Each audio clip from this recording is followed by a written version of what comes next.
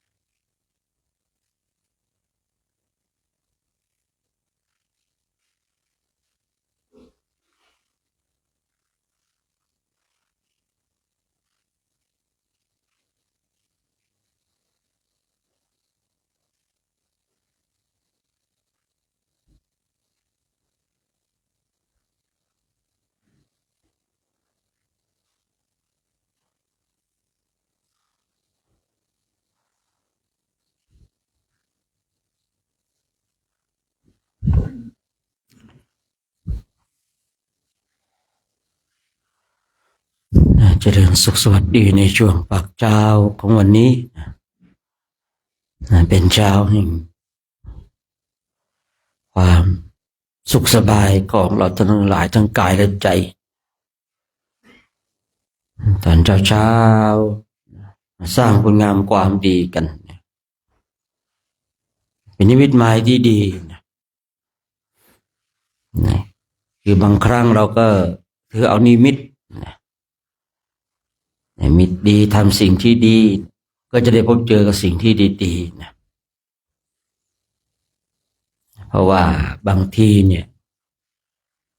นะเราก็อย่างที่กล่าวเอานิมิตถือนิมิตนะเครื่องหมายนิมิตแปลว่าเครื่องหมายเนาะในสิ่งทั้งหลายตอนเช้าเรามาทำสิ่งที่ดีนิมิตสิ่งหมายสิ่งที่ดีนะเราก็จะพบเจอกับสิ่งที่ดีๆ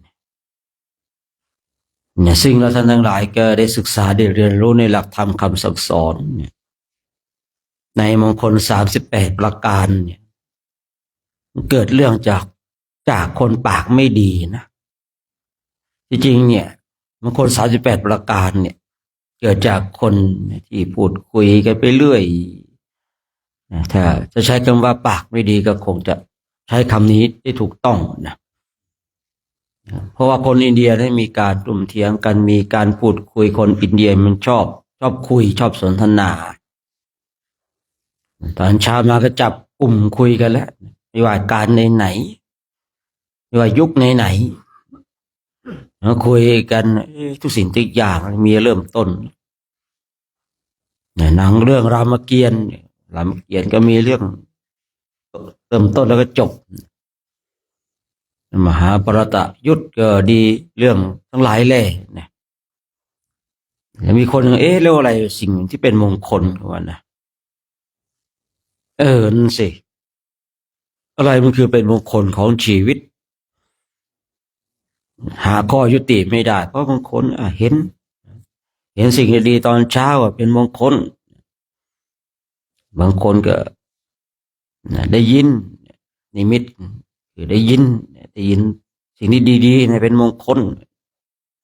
เกิดทุ่มเถียงกันนะเรื่องของมงคลเมื่อคนเถียงกันมนุษย์เถียงกันเทวดาก็เถียงกันอีกเทวดาที่อยู่ใกล้มนุษย์เนี่ยคือเทวดารักใครชอบใครก็อยู่ใกล้กับคนนั้นก็จะเข้าข้างคนนั้น มนุษย์เถียงกันเทวดาก็เถียงกันเทวดานี่จริงๆได้รับอิทธิพลการเป็นอยู่จากมนุษย์นะและมนุษย์ก็มีผลพวงจากการกระทำของเทวดาคือมันก็มีผลกระทบนะเนี่ยของเทวดาเหมือนกันคือคล้ายๆว่ามนุษย์กับเทวดาเนี่ยภพภูมิที่อยู่เนี่ยมันใกล้เลยมันจะมีอิทธิพลต่อกันไม่ว่าเรื่องของดินฟ้าอากาศเราก็ยังอิงในเรื่องของเทวดานะยิ่งศาสนาพราหมณ์แล้วเนี่ยบางทีเนี่ยจะเทพเจ้านะทุกอย่างเป็นเทพเจ้าของเขานะสุริยเทพพระจันทร์เดี๋ยวนี้ก็มีเทพหมดนะครับราหูในพระไตรปิฎกที่เคยคุยชื่อของเทวดาของเราก็ไปปรากฏนะในเรื่องราวของศาสนาพราหมณ์แต่ทางนี้ทางนั้นนะใครจะลอกใครยังไงก็ไม่รู้เนาะอันนี้เราไม่ต้องไปสนใจบางทีก็เพียงแต่ให้เรารู้นั่นเลยที่บอกว่ารู้ไว้ใช่ว่าใส่บาตรแบกหามเทวดาก็เถียงกันเพราะได้รับอิทธิพลจากมนุษย์เมื่อเทวดาเถียงกันเทวดามันก็ส่งผลต่อการดำเนินชีวิตของมนุษย์เดี๋ยวดินฟ้าอากาศวิปริตแปรเปลี่ยนไปเนี่ยเพราะว่าจากเทวดาเนี่ยผู้ปกครองผู้แว่นของแว่นแคว้นไม่เป็นธรรมอย่างเงี้ยนะเลยส่งผลให้เทวดาเนี่ยไม่บันดาลฝนให้ตกต้องตามฤดูกาลอย่างเงี้ยเทวดาก็เถียงกันอะไรเป็นมงคลนะอยู่ใกล้ใครก็เข้าข้างนั้นอยู่ใกล้มนุษย์ในกลุ่มไหนก็เข้าข้างในกลุ่มนั้นฉะนั้นเทวดาจริงๆเนี่ยคือถ้าเรามองดูแล้วนี่ไม่ใช่สิ่งศักดิ์สิทธิ์แต่ถามว่าเทวดาสามารถดลบันดาลโชคลาภได้ไหมก็ได้นะเทวดานะในเรื่องของกิเลสเนี่ยไม่แตกต่างจากมนุษย์เลยนะเทวดาเนี่ยบางทีบางคนยกย่องเทวดานะเป็นเทพที่สูงส่งเลยเทวดาจริงๆก็ไม่มีอะไรเราท่านทั้งหลายนะเพียงแต่เราไม่ได้เป็นพระโสดาบันฝึกปฏิบัติธรรมกรรมฐานเทวดาก็กลัวแล้วเก่งใจแล้วแต่บางคนก็กลัวเทวดาจะนำความชิบหายมาสู่ตัวเองนะก็เลยให้ความเกรงใจเลยบวงสรวงบริบูชายันอย่างพวกศาสนาพราหมณ์นี่มีการบูชายันเอะอะไรก็บูชายันนะครับพอถือคติเนี่ยบางทีบูชาพวกเทวดาแล้วเทวดาเขาจะโดนบันดาลคอยปกปักรักษาให้นี่คือคติของเขาความเชื่อที่ผมเคยบอกว่าความเชื่อบางอย่างก็ไม่ใช่เรื่องจริงนะแต่ความเชื่อบางอย่างก็สามารถนำพาให้เราไปสู่ความเจริญได้และความเชื่อบางอย่างก็นำสู่ให้เราเนี่ยเป็นผู้ขาดเขาเบาปัญญาได้นะเพราะว่าอะไรจะคือสิ่งอิงศักดิ์สิทธิ์เช่นสมัยก่อนคนกลัวฟ้าผ่าเนี่ยแล้วก็คนถูกฟ้าผ่าถือว่าเป็นบุคคลที่เลวบ้างนะเทวดาลงโทษเนี่ยนะดินฟ้าอากาศลงโทษหรือเปล่าคนที่ถูกฟ้าผ่าเนี่ยมันคือคนชั่วมากเนี่ยนะ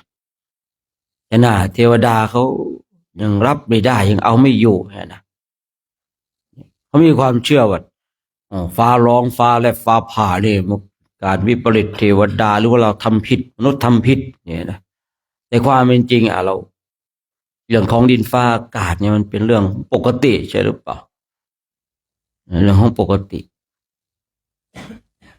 เทวดาทั้งหลายจริงๆก็ถ้าพูดจริงๆนะคือให้ความเกรงใจจะกลัวมนุษย์มากกว่านะพอมนุษย์นั้นสามารถบำเพ็ญเพียรอะไรได้หลายอย่างนะแต่ผู้ที่แบบคือตนเองไม่มีตบะอย่างเงี้ยตัวเองไม่มีศีลไม่มีสมาธิไม่มีปัญญาเนี่ยก็เลยเกรงกลัวกับสิ่งเหล่านี้ให้ความเคารพ มีความเชื่อมันว่าเทวดาสามารถช่วยอะไรได้อย่างที่กล่าวไว้เทวดาก็เหมือนมนุษย์มีอะไรแตกต่างครับท่านทั้งหลายบางทีมีทุกข์อีกอย่างตายเนี่ยจะตายบางทีคร่ำครวญยังเศร้าโศกเสียใจว่าเทวดาเนี่ยบางทีจะตายนี่ก็มีนิมิตเนี่ยว่านิมิตก่อนตายของเทวดาเนี่ยก็มีอยู่อีกคาถาที่เราสวดอุณหิวิทโยนะคาถาต่ออายุของเทวดานะบทนั้นนะสวดเนี่ยเทวดานี่กลัวตายพระพุทธเจ้าเลยให้คาถาบทนี้คาถาสวดนะต่ออายุเทวดาถามต่อมนุษย์ได้ไหมก็ได้เหมือนกันละมั่งดูแล้วนะแต่ทั้งนี้ทั้งนั้นเนี่ยคือไอการต่ออายุคนเราเนี่ยมันก็ต้องดูด้วยว่าคนนั้นเนี่ยมันเป็นชื่ออะไรอะเนาะคือไม่ทุกสิ่งทุกอย่างนี่ไม่สามารถจะทำได้กับทุกคนแต่ทำได้เฉพาะบางคนเท่านั้นอย่างอายุวัฒนกุมารอย่างเงี้ยจะตายภายใน7 วันเนาะเราก็สืบเรื่องนี้มาให้เห็นว่าเป็นเรื่องของการสะเดาะเคราะห์ต่อชะตาไป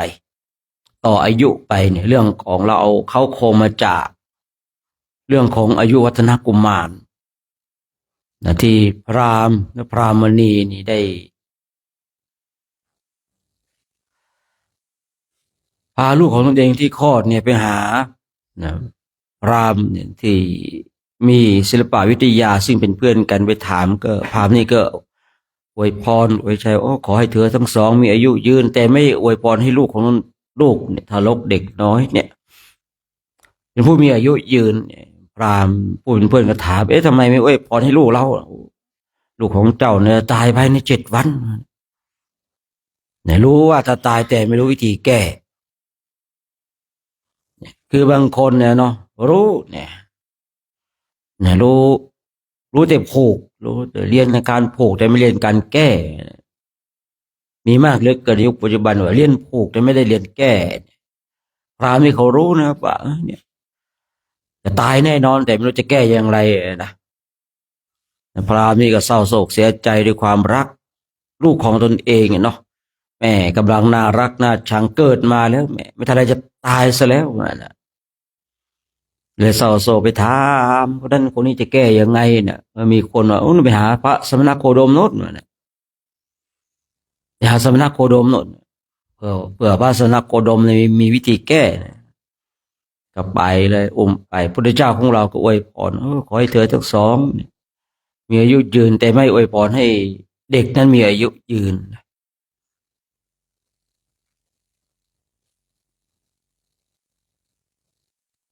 พามก็ถามทำไมไม่อวยพรให้ลูกตัวเองเธอก็รู้แล้วชินี่ว่าลูกของเธอจะตายภายใน7 วันเห็นแล้วมีวิธีแก้ไหมพระเจ้าก็เลยดูกรรมนี่ยังดีมีอยู่นะกรรมดียังมีอยู่ยังไม่ถึงข่าวอย่างแท้จริงแต่ถ้าไม่ทำอย่างถูกต้องก็ตายอย่างเงี้ยนะแต่ถ้าทำวิธียังถูกต้องคุยทำสาของเราเข้าใจง่ายๆเนาะทำวิธียังถูกต้องก็พอที่จะมีชีวิตอยู่ได้แต่ถ้าไม่ได้ทำพิธีอย่างถูกต้องก็ตายอย่างเงี้ยนะใน7 วันเนี่ยนะเนี่ยบางทีวิธีกรรมบางอย่างเนาะมันก็สามารถช่วยได้ก็เลยขออุบายจากพระพุทธเจ้าเนี่ยพระเจ้าเนี่ยรู้หมดแล้วเนาะรู้วิธีแก้เนี่ยต้องไปแล้วนิมนต์พระภิกษุสงฆ์มาเอาทารกตั้งกลางนิมนต์พระสวดพระบริตรเนี่ย7 วันแต่ให้พระเนี่ยนั่งหัวเข่าชนกันน่ะนะชนกันในยุคของเราเนี่ยคือพอทำวิธีทั้งหลายก็ใช้ได้สายสิญจน์ก็มีมาแล้วไปคุยเรื่องของมีอิงของพราหมณ์อยู่บางทีก็ว่านวดได้เป็นหนวดพญานาคอะไรก็ว่ากันไปนะได้สายสิญจน์เนี่ยนะมีหลายตำนานนะว่าตำนานของได้สายสิญจน์นี่มีหลายตำนานนะคือในยุคก่อนที่ต้นตำรับเอาหัวเข่าชนกันแล้วเอาทารกตั้งตรงกลางผลยุคของเราเนี่ยใช้ได้ในได้สายสิญจน์นี่นะท่านทั้งหลายเราไปหาศึกษาอ่านดูแต่มีหลายตำนานเดี๋ยว คุยตำนานเรื่องได้สินก็จะไปอีกเรื่องหนึ่งอีกแล้วนะก็จะไปอีกเรื่องหนึ่งแล้ววันนี้ไม่ได้ทำวัดแน่เนาะมงคล38ก็ยังไม่จบมาเรื่องของอายุวัฒนกุมารอีกพอมาถึงอายุวัฒนาจะไปได้สายสิญจน์อีกอย่างเงี้ยนะพอไปได้สายสิญจน์ก็จะคุยเรื่องของเทพเจ้าทั้งหลายที่มันต่อสู้กันโดยได้สายสิญจน์อีกไปกันใหญ่แล้วทีนี้นะ มันคือพูดง่ายๆพอคุยเรื่องหนึ่งแล้วไปแล้วเนาะเนี่ยก็ให้พระภิกษุสงฆ์สวดพระปริตรเนี่ยสวดอยู่7 วันเขาสวด7 วัน 7 คืนเลยนะ7 วันสวดไปองค์ไหนจะเข้าองค์ไหนจะฉันเข้าน้ำก็ลุกนะองค์อื่นที่อยู่ก็นั่งแทนอยู่อย่างนั้นวันที่7นะในยักษ์เนี่ยอยากจะมากินเนี่ยนะพระพุทธเจ้ามาเองเลยวันที่7นะเมื่อพระพุทธเจ้ามาแล้วเทวดาผู้มีฤทธิ์มียศมากมีศักดิ์มากก็มาด้วยนะที่เคยได้คุยไว้พวกเทวดาข่มกันที่รัศมีนะมีรัศมีมากเนี่ยเทวดาที่มีรัศมีน้อยก็จะกลัวนะพระเจ้าไปไหนก็จะมีเทวดาที่มียศมากมีรัศมีมากติดตามคอยดูแลปกปักรักษาในวันนั้นเองเนี่ยก็เลยทำเหตุให้ยักษ์นั้นไม่สามารถจะจับทารกนี้กินได้นะเป็นเหตุให้ทารกนี้ชื่อว่าอายุวัฒนกุมารเนี่ยเรื่องนี้ก็เลยทำให้เราเนี่ยนำมาในเรื่องของการสะเดาะเคราะห์ต่อชะตากันนะครับสะเดาะเคราะห์ต่อชะตาที่บางคนบางท่านมันต่อไม่ได้แล้วคือเวลาต้องดูเหตุด้วยว่าคือคนนั้นเนี่ยเหตุที่จะอยู่ได้หรือเปล่าถ้าคนนั้นพอเหตุจะอยู่ได้ยังไม่ถึงคราวอย่างแท้จริงคือคนเราเนี่ยเราพูดตามเพื่อเข้าใจง่ายคือถึงคราวแต่ยังไม่ถึงคราวอย่างแท้จริงคือคนเราถ้าทำวิธีกรรมใช้คำพูดใช้วิธีกรรมยังถูกต้องสำหรับบางคนนะท่านทั้งหลายไม่ใช่ทุกคนนะคือเราจะต้องเข้าใจว่าพิธีกรรมบางอย่างเนี่ยมันใช้ได้เฉพาะบางคนที่ยังไม่ถึงคราวอย่างแท้จริงถ้าคนเราถึงคราวอย่างแท้จริงนะไม่มีเทพเจ้าองค์ใดช่วยได้แต่ถ้าว่าถึงคราวแต่ยังไม่ถึงคราวอย่างแท้จริงเนี่ยพิธีกรรมในการทำพิธีกรรมทั้งหลายมันก็สามารถช่วยได้อย่างอายุวัฒนกุมารเนี่ยใครกล้าปฏิเสธล่ะเนาะทีนี้เราท่านทั้งหลายเนี่ยพิธีกรรมบางอย่างเนี่ยก็คือสามารถช่วยได้สำหรับบางคนเท่านั้นไม่สามารถจะช่วยได้ทุกคนเราก็จะเห็นแล้วบางทีนะบางคนเนี่ยบางคนเนี่ยเชื่อในเรื่องเหล่านี้เนี่ยโอ้เชื่อเรื่องเลิกยามอย่างเงี้ยนะจะใส่ใจเรื่องนี้มากเลยเนี่ยเราได้ศึกษาเรื่องของอายุวัฒนกุมารแล้วเด็กจะตายภายใน7 วันนะก็นิมนต์พระสวดพระปริตรเนี่ยมีอายุได้120 ปีท่านทั้งหลายลองคิดดูนะคือจะตายภายใน7 วันแล้วเรียกว่าถึงคราวแต่ยังไม่ได้ถึงคราวอย่างแท้จริงนะพอที่จะถ้าทำอย่างถูกต้องก็จะมีอายุยืนการบูชายันการบูชายันบูชาดีก็ดีแต่ว่าการบูชานั้นก็ไม่ได้ช่วยได้ทุกครั้งไปนะขึ้นอยู่ว่าทำถูกต้องถูกวิธีถูกเวลาถูกการถูกเลิกถูกยามก็ไหมอันนี้ก็ว่ากันไปแล้วเทวดาทั้งหลายเนี่ยมันอยู่ใกล้มนุษย์โอ้ยทุ่มเถียงกันอะไรเป็นมงคลเนี่ยเลยให้ไปถามพระพุทธเจ้านะพระเจ้าก็ว่าพระเจ้าก็เลยตอบว่าในมงคล38 ประการนะอันนี้คือมงคลสูงสุดเพราะว่าเขาถามอะไรเป็นมงคลเห็นรูปสวยๆดีๆงามๆเนี่ยเป็นมงคลได้ยินเสียงดีๆเพราะๆเป็นมงคลเนี่ยต่างก็มีทิฏฐิที่แตกต่างกันออกไปพระเจ้าก็เลยเสวนาจะพารนังปณิตานันจะเสวนาปูชาจะปูชนียังอิตมังคลบุตรมังการไม่คบคนพาลเป็นมงคลการคบบัณฑิตเป็นมงคลในมงคล38 ประการเหตุเกิดของมงคลเพราะ ถ้าพูดว่าเกิดจากคนที่ปากไม่ดีก็ได้นะเพราะว่าคุยกันเถียงกันคุยกันนี่อะไรเป็นมงคลเนี่ยนะคือคงจะคุยเรื่องรามเกียรติ์นางสีดาถูกทศกัณฐ์ลักไปถูกหนุมานมาช่วยหนุมานเผากรุงลงกานะทศกัณฐ์เอาหัวใจไปฝากไว้ตรงนั้นตรงนี้เนี่ยมาปีนี้นะปีนี้พระท่านจะเป็นเพี้ยนนะโอ้ผมเนี่ยนะเอาหัวใจผมไปถอดไปจากนู่นแล้วไปฝากคนผมไม่ตายแล้วสงสัยจะอ่านเรื่องดูเรื่องรามเกียรติ์มากนะผมนะบอกคุณนะโอ้โหนะผมนี่ถูกเขาเอาหัวใจผมไปฝากไว้ผมไม่ตายแล้วภาษาที่ผ่านมาเนี่ยเพี้ยนมากเลยนะเพี้ยนเรื่องรามเกียรติ์เนี่ยคุยกันจบปากไม่ดีนะแล้วคุยเรื่องอะไรมันเป็นมงคลเนี่ยเกิดตรงเนี้ยไอ้มงคล38ประการเกิดจากคนที่บอกเอ๊ะเรื่องอะไรเป็นมงคลเนี่ยนะฉะนั้นเราท่านทั้งหลายก็บางสิ่งบางอย่างเราศึกษานะที่บางคนนะบางคนบางท่านว่ากรรมนั้นมันแก้ไม่ได้แต่ถ้าเราศึกษาพุทธศาสนาก็มีหลายคนที่แก้กรรมได้นะเดี๋ยวโอกาสต่อไปก็จะได้คุยเรื่องบอกว่ากรรมมันแก้ไม่ได้ แต่พุทธศาสนาเนี่ยว่าบางคนในพุทธศาสนาสามารถแก้กรรมได้แต่การแก้กรรมของในพุทธศาสนาเป็นอย่างไรต้องติดตามตอนต่อไปนะเพราะว่าเราชอบคุยกันว่ากรรมนั้นมันแก้ไม่ได้หรอกนะแต่ผมเนี่ยศึกษาในพระไตรปิฎกว่ากรรมแก้ได้กรรมแก้ได้นะครับแต่ว่าการแก้กรรมนี่มันต้องดูด้วยนะเป็นอย่างไรเดี๋ยวโอกาสต่อไปก็จะคุยไอ้กรรมเนี่ยแก้ได้ไม่ได้พุทธศาสนาเนี่ยสอนอย่างไรนะครับ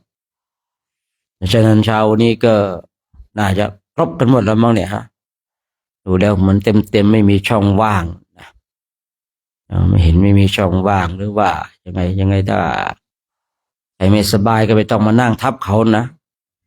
ปล่อยให้ว่างไว้อย่างนั้นเลยนะปล่อยให้ว่างไว้อย่างนั้นเอาละกลุ่มหนึ่งครบไหมเนี่ยครบเนาะกลุ่มสองล่ะกลุ่มสามกลุ่มสี่ครบเนาะปีนี้ครบกำลังอยู่ตัวแล้วเนาะเดินมากันในกำลังอยู่ตัวสบายแล้วนะยิ่งช่วงนี้สบายแล้ววันนี้ก็วันนี้ก็14แล้วเนี่ยนะ10 กว่าวันเนี่ยจะถึงวัดแล้วเนี่ยนะเดี๋ยวอีก100 กว่าโลนั่นเองอะเนาะ100 กว่ากิโลถึงเชียงราย100 กว่ากิโลถึงแม่จันนะครับอีกไม่กี่วันเนี่ยนะจะได้ชี้แตงเวเราชนะแล้วเนี่ยนะฉะนั้นก็พยายามรักษาความดีของเราดุจเกลือรักษาความเค็มนะความดีของเราต้องรักษาไม่รู้ว่าสิ่งที่เราทำนี่มันดีแล้วมันมีดียิ่งกว่านี้เราก็ต้องทำให้มากยิ่งกว่านี้อีกรักษาความดีดุจเกลือรักษาความเค็มนะเกลือเนี่ยมันเค็มนะครับนะขึ้นชื่อว่าเกลือมันต้องเค็มนะขึ้นชื่อว่าน้ำตาลมันต้องหวาน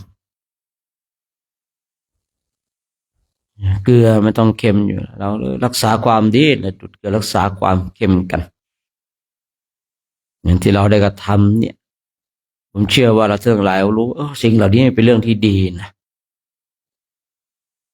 เราก็ต้องมารักษาความดีของเราด้วยตัวของเราเองฉะนั้นเช้านี้ก็คงจะได้เวลาในการทำวัดสวดมนต์แล้วเนาะ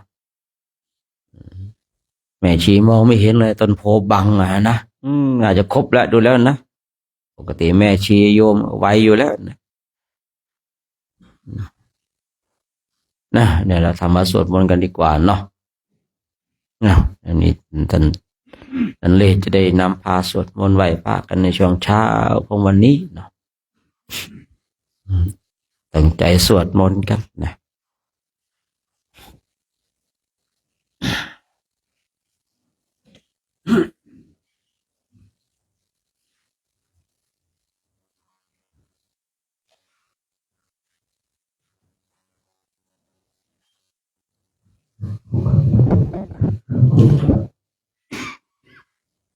คือทั้งสิ้นมันทำมาสู่ภรรยาชาวสวรรค์เอาแล้วกระ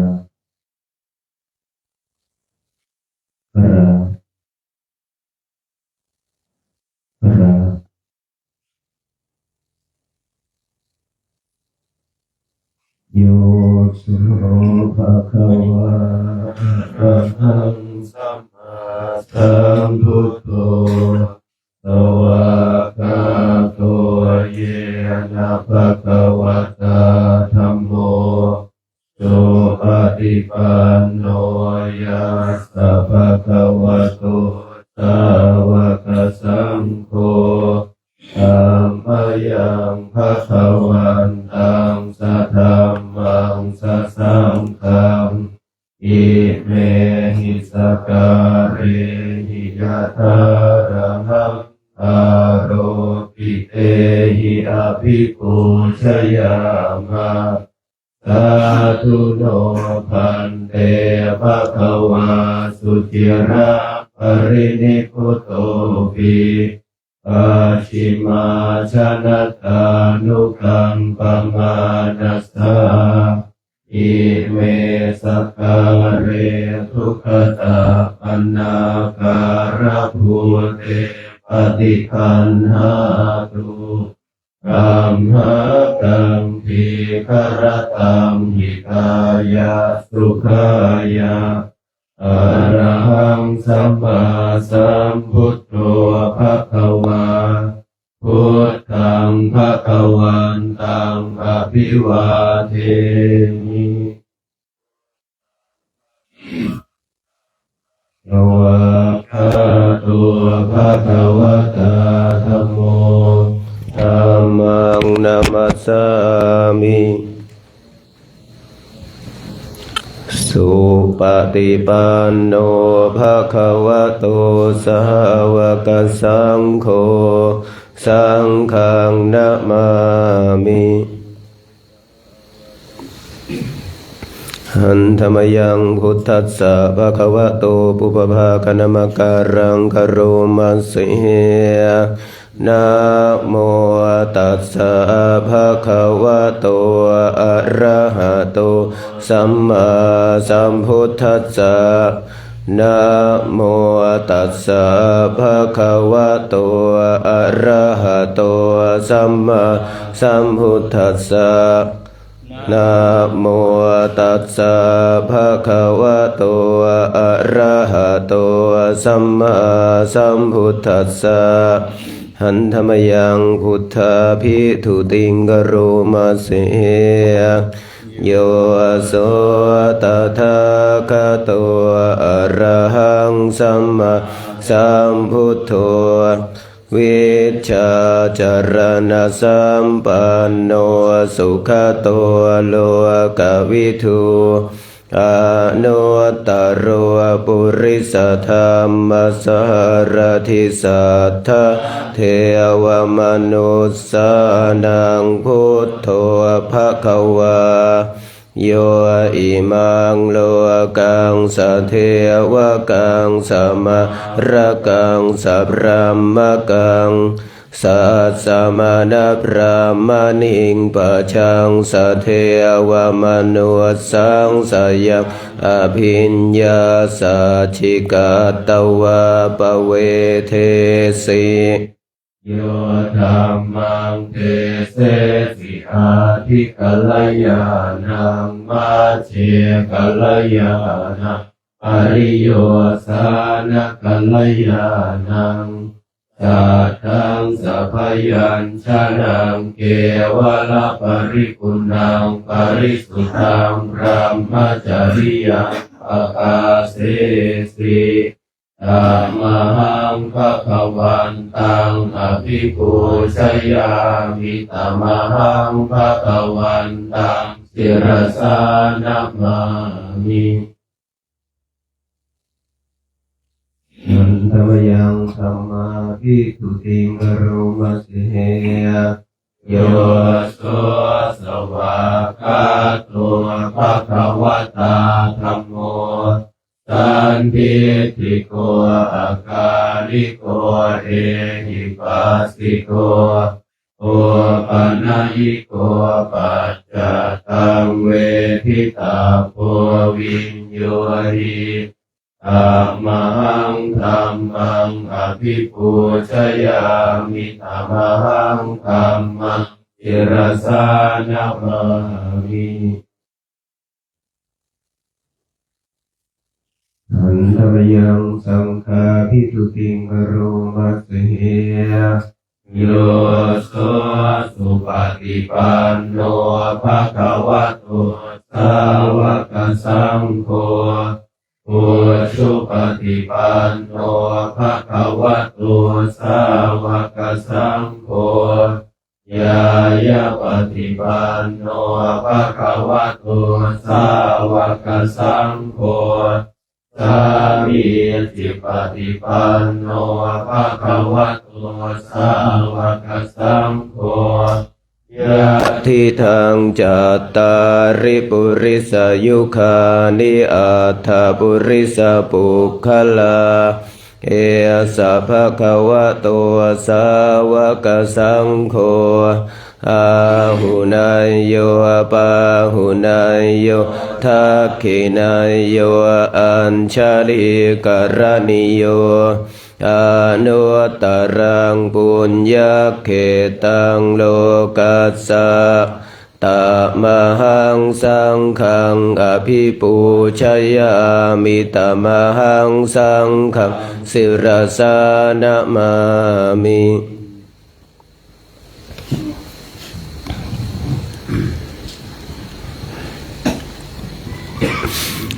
หันธรรมยังรัตนัตยปนามคาทายโยเจวะสังเวคปริกิตนามปานทัญจะพนามาเสพุทโธสุสุโธกรุณา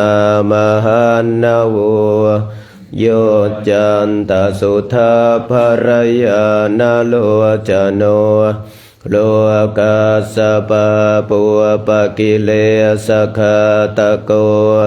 วันธามิพุทธังอะหัมาทะเรนะตังธัมโมปะเทโปวิยตาสสะสัทธุโนโยมาคปะกามตะเพทะภินนโกโลกุตโรโยจตทัทธทิปโนวันธามิธัมมังอะหัมาทะเรนะตังสังโฆสุเขตาพยติเขตสัญญิโตโยทิฏฐสันโตสุขตานุโพธโกโลลาปะหิโนอริโยสุเมธโสวันธามิสังฆังอะหัมาทะเรนะตังอิเจวะเมกันตะภิปุชนายกังวัตถุตยังวันทยตาภิสังขตังปุญญังมยายังมะมะสะภูปัตถวามโหนตุเวตัสสะปะภาวะสิทธิยาอิทัตถาคโตโลเกอุปันโนอะระหังสัมมาสัมพุทโธธัมโมจะเทสิโตนิยานิโกอุปสามิโกปรินิพพานิโกสัมโพ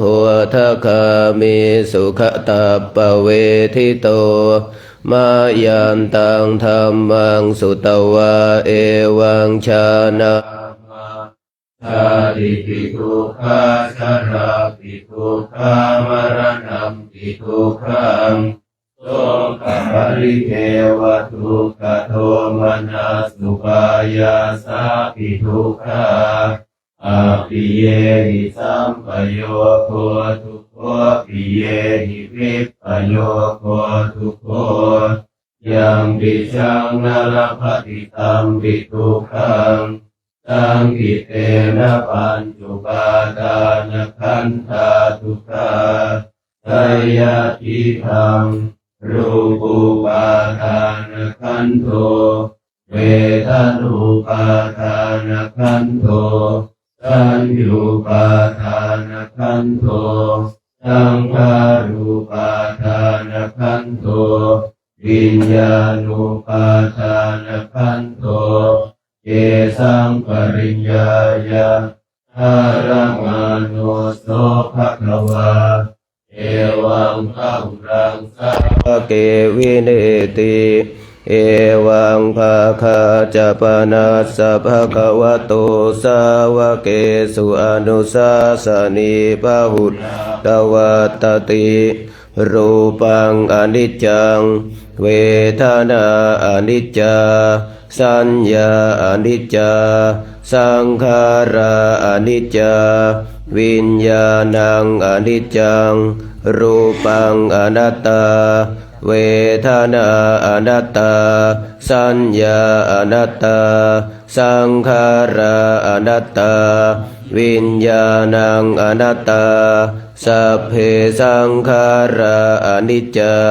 สัพเพธัมมาอนัตตาติเตมะยังโอตินามหาชาติยาชรามรณเนนะโสเกหิปริเทเวหิทุเขหิโทมันเสหิอุปายาเสหิทุกโขตินาทุกขปริตาอเปวนามิมัสสะเกวลาสะทุกขคันทัสสะอันตกิริยาปัญญาเยธาติจิระปรินิพพุตัมปิตังภคะวันตังอุทิสอรหันตังสัมมาสัมพุทธังสัทธาอาคารัสสมาอนาคาริยังปัปปชิตาตาสมิงภคะวะติพรหมจริยังจรามาภิกขุนังสิกขาสาชีวสมาปันนาตังโนพระมจริยังอิมาสเกวลาสัตขะคันทัสสะอันตกิริยายะสังวัตตุติหันนี่แหละผมจะคอยดูตรงนั้นครับผมจะดูมันกระพริบผมเดี๋ยวนั้น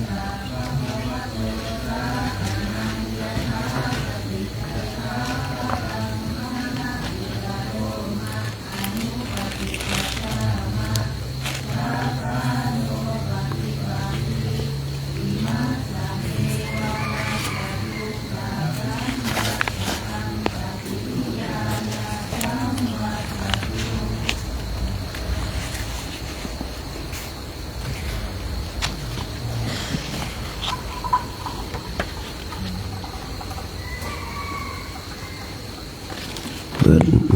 มนต์วิธีไปหน้า51 52 53นะโมตัสสะภะคะวะโตอะระหะโตสัมมาสัมพุทธัสสะนะโมตัสสะภะคะวะโตอะระหะโตสัมมาสัมพุทธัสสะนะโมตัสสะภะคะวะโตอะระหะโตสัมมาสัมพุทธัสสะพุทธังสรณังคัจฉามิธัมมังสรณังคัจฉามิสังฆังสรณังคัจฉามิทุติยามปิพุทธังสรณังคัจฉามิทุติยามปิธัมมังสรณังคัจฉามิทุติยามปิสังฆังสรณังคัจฉามิตติยามปิพุทธังสรณังคัจฉามิตติยามปิธัมมังสรณังคัจฉามิตติยามปิสังฆังสรณังคัจฉามิโยจักขุมาโมหะมาลาปะกะโทสามังวะพุทโธสุขัตโ วิมุตโตมาราสปะสาวินิโมจยันโตปะเปสิเขมังชนะวินัยยังพุทธังวรันตังสิรสานามามิโลกัสสนาทานจวินยาการจตันเตชะสาเตชะยสินทิโหตุสัพพันตรายจวินาสเมนตุธรรมโมทัชโชโยวิยตาสสันทุทัสเสสิโลกาสวิททิมัคขังนิยานิโกธรรมทราสัทธาริสัตาวะโหสันติกรุสุจินโนธรรมังวรันตังสิรสานามามิโมปะทาลังอุปสันตถาหังตันเตชะสาเตชะยเสียนทิโหตุสัพพันตสเมนตุสัทธรรมเสนาสุขตานุโคโยโลกาสปะปัวปะกิเลสเชตาสันตัวไสสันตินิโยจะโกจะสวากขาตธรรมังวิธิตังกโรติสังขังวรันตังสิรนามามิพุทธานุพุทธังสมาเสียละทิฏฐิงตันเตชะสาเตชะยเสียติตุสัพพันตรายาจวินาสเมนตุสัมพุทเทอาทเวสันจะทวาทสันจะสหัสสกปัญจสัตตสหัสสานินามามิสิรสาอะหังเตสังธรรมันจะสังขันจะอาทะเรนะนัมมิหังนามการานุภาเวนะหันตวาสัพเพอุปัฏฐเวอเนกอันตรายาปิวินาศสันตุอาเสสะตัวสัมพุทธปัญจปัญญาสัญจจตุวิยสติสหัสสเกยธาสัสตสหัสสานินามามิสิรัสอะหังเตสังธรรมันจะสังขันจะอาทะเรนันพุทเทนาวุตระสสหัสสเกยวิยสติสันตสหัสสานินามามิสิรัสอะหังเตสังธรรมันจะสังขันจะทะเรนะนามามิหังนามการานุภาเวนะหันตวาสัพเพอุปัฏฐเวอเนกอันตรายาปิวินาศสันตุอาเสสะโตนะโมอะระหะโตสัมมาสัมพุทธัสสะมะเหสิโนนะอุตตมะธรรมาสัสสวะคาตาเสวะเตนิธนะโมมหาสังฆัสสะปิวิสุทธัสสิลัตทิโนนะโมโอมาตยาราทัสสรตนันตยาสันสาธุกังนะ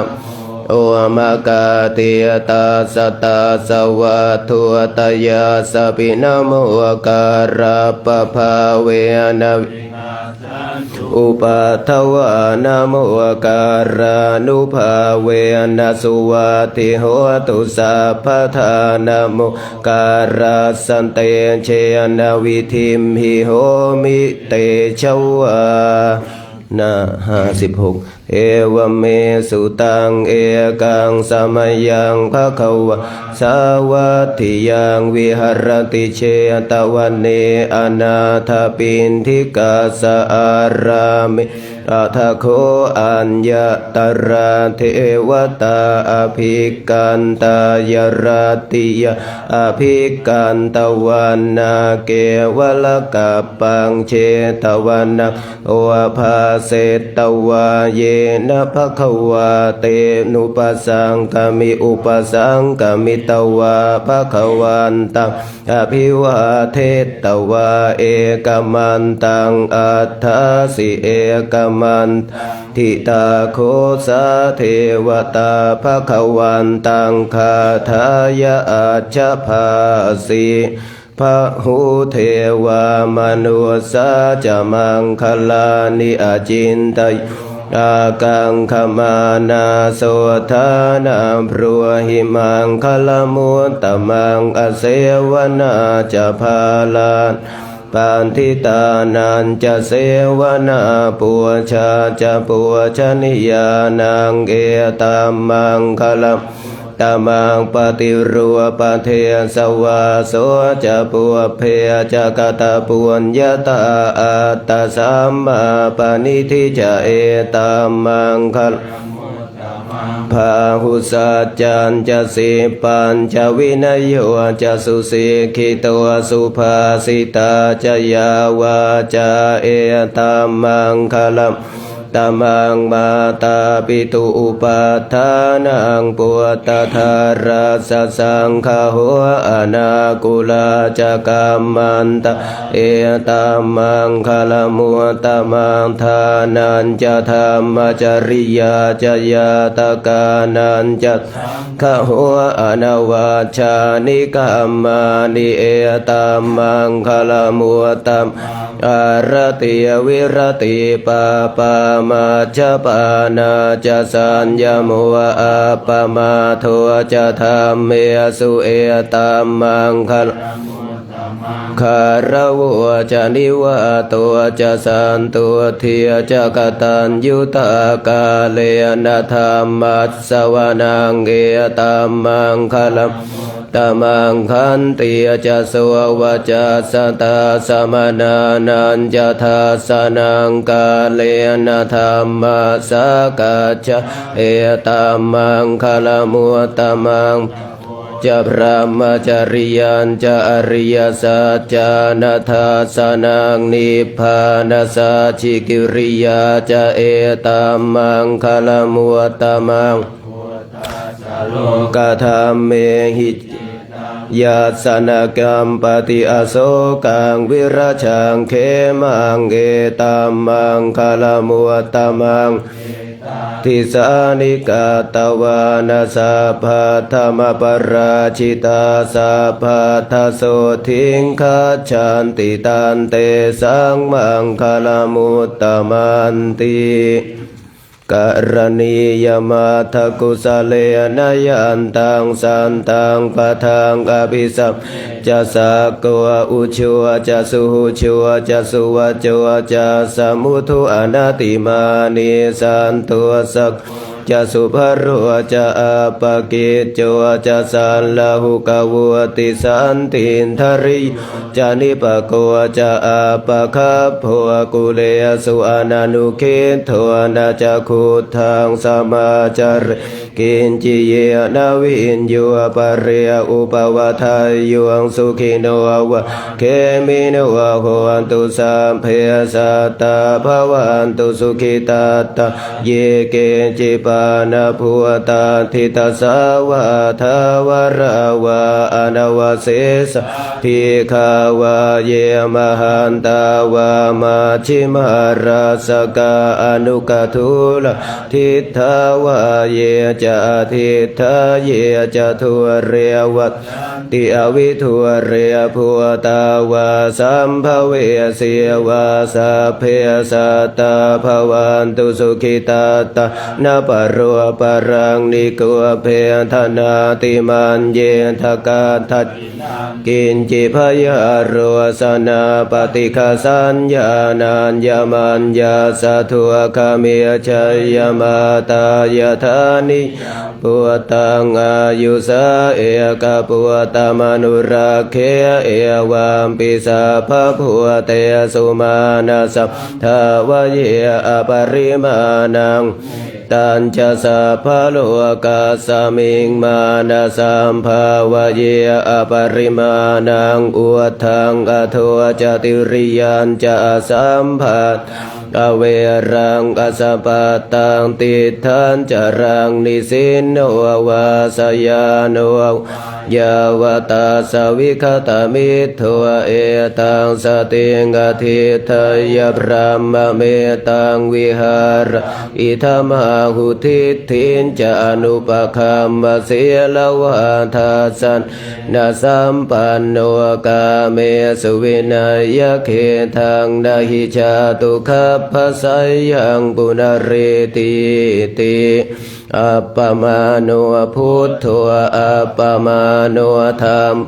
อัปปมาโนสังโฆอัปปมาณวันตานิสิริงสปานิอหิวิชิกาสัตตปะเทียอุณนานา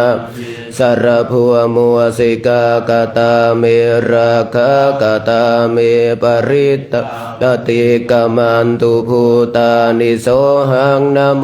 ภะคะวะโตนะสัตตันนังสัมมาสัมพุทธานังนะ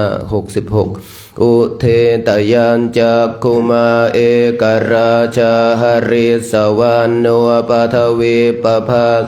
ตังตังนามาสามิหริสวรรณังปทวีปภาตยวิหารมุทิวสังเยบรามนาเวทคุสาภธรรมเมเตเมนะโมเตจามังปาลายันตุนะทุพุทธานังนามาทุโพธิญาณโมวิมุตตานังนะโมวิมุตติยาอิมโสปริตังกาตวาโมโรจารติเอสนาอเปตยัญจักขุมาเอกราชาหัสสวรรณโนปทวีปภาโสตังตังนามาสามิหริสวรรณังปทวีปภาตยาจักขุตาวิหเรมุรัตติงเยบรามนาเวทคุสาภธรรมเตเมนะโมเตจามังปาลายันตุนามาทุพุทธานังนามาทุโพธินะโมวิมุตตานังนะโมวิมุตติยาอิมังโสปริตังกาตวะโมโรวาสมกัปปยิติ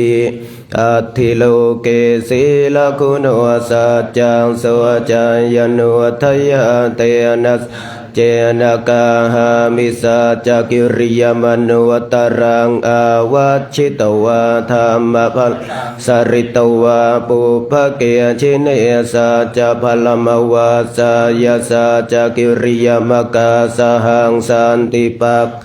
อปัตตนาสันติปาทาอวันจนามาตาปิตาจนิขันตาชาตเวทัปเตกรรมสหัสสัต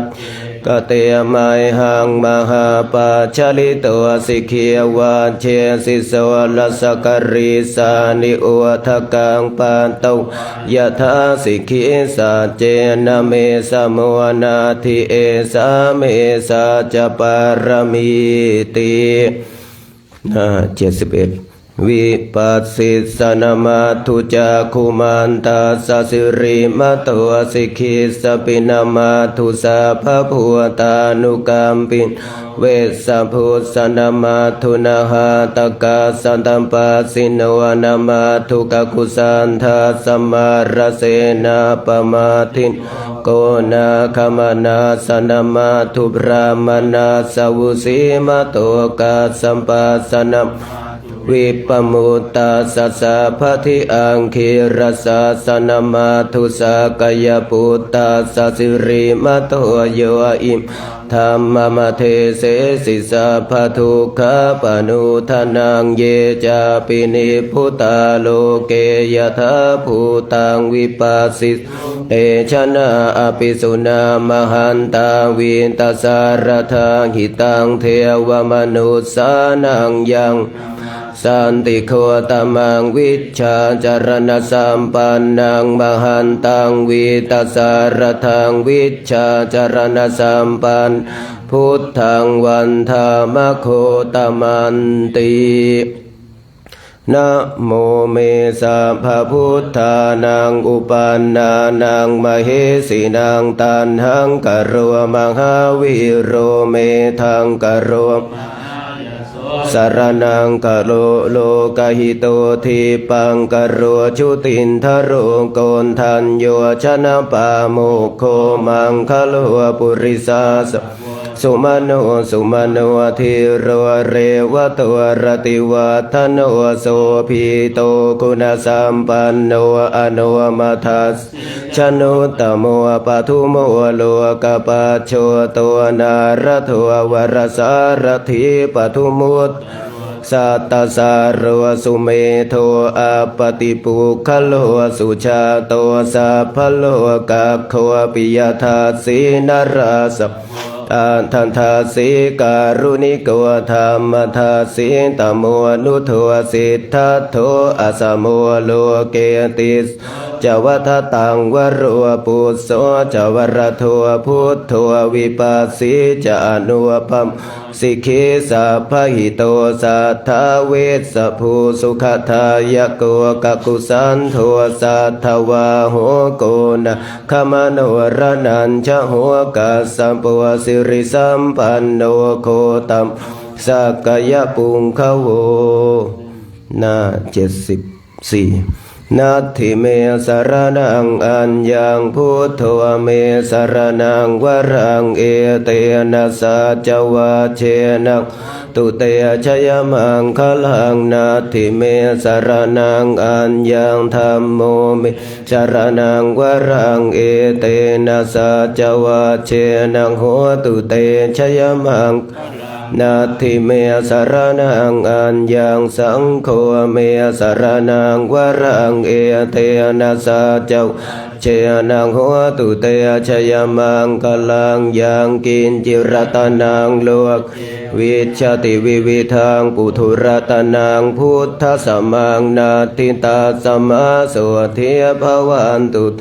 ยังกินจิรตนังโลเกวิชติวิวิทังปุถุรตนังธรรมะสมังนาทิตาสมาโสเทภวตุเตยังกินจิรตนังโลเกวิชติวิวิทังปุถุรตนังสังฆสมังนาทิตาสมาโสเทภวันตุเตสักกะตวะพุทธรัตนังโอสัตโอตมังวรังหิตังเทวมนุสานังพุทธเตเชนะโสทินานาสันตุสัพเพทุกขาวุปัสสเมนตุเตสักกะตวะธรรมรัตนังโอสัทังโอตมังวะปริลาหัวปัสสมนังธรรมเตเชนะโสทินานาสันตุสัพเพพยาวุปัสสเมนตุเตสักกะตวะสังฆรัตนังโอสัทังอุตมังวรังอาหุนายยังปาหุนายสังฆเตเชนะโสทินานาสันตุปัตตวะสัพเพโรคาปัสสเมนตุเตหน้า76ยะโตหังภคินีอริยายาชาติยาชาตนาพิชานามิสันจิตจปานังชีวิตาโวโรเปตเตนะสัจเจนะโสทิเตโสติขาภัสสยะโตหังภคินีอริยายาชาติยาชาตนาพิชานามิสันจิตจปานังชีวิตาโวโรเปตาเตนะสัจเจนะโสโหตุโสทิคัพพัสสยะโตหังภคินีอริยายาชาติยาชาตนาพิชานามิสันจิตจปานังชีวิตาโวโรเปตาเตนะสัจเจนะโสทิโหตุโสทิคัพพัสสะโพชฌังโฆสติสังคัสธรรมานังวิจโยตถาวิริยมปิติปัสสะทิโพชฌังคาจตถาปเรสมัทุเปกขโพชฌังสัตเตเตสัมปทาสินามุนีนาสัมมาทัคคาตาภาวิตพหุลิกตาสังวัตตันติอภิญญายานิพพานายะจะโพธเอเตนะสัจวะเชนะโสทิเตโห โหตุสัพพทาเอกาสมิงสมเยนะโทโมคคัลลานันจักคิลาเนทุขิเตทิสวะโพชังเคสัตตันเทสยิเตจัตอภินันทิตวารุคามุจิงสุตังคเนเอเตนะสัจวัชเชนะโสทินโหตุสัพพทาเอกทาธรรมราชาปิเคลันเยนะพิปิลิตัวจุนทาเทเรนัตวะพนาเปตวานาสาธรังสามโมทิตวาจะอาภาธาตามหาวุธาสิทานาโสเอเตนะสัจวัชเชนทิเตโหตุสัพพทาปะหินาเตจะอาภาธายะเหสินังมาคาหตากิเลสาวะปะตานุปาติธรรมตังเอเตนะสัจวัชเชนะโสทิเตโหตุสัพพทายันทุนนิมิตตังอวมังคลันจโยจามนา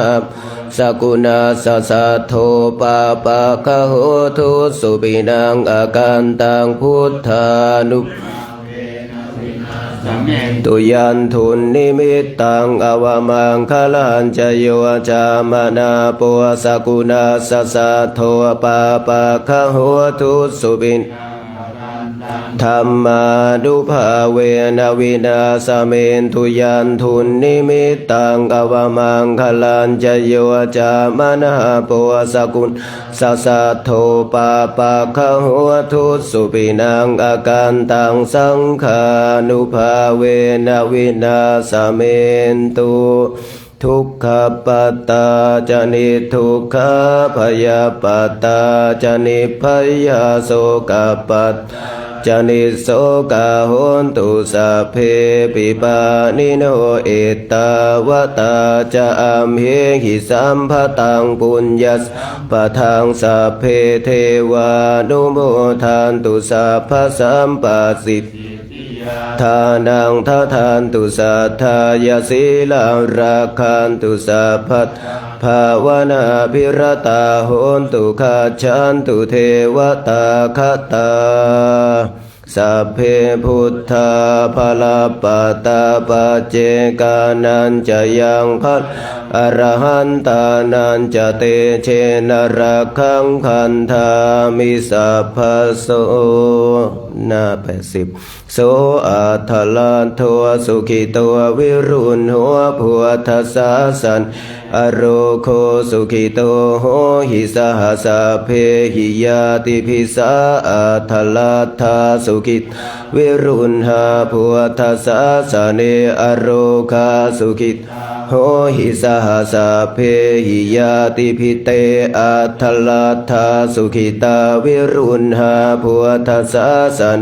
อโรคาสุขิตาโหทัสหสะเพหิยาติภิ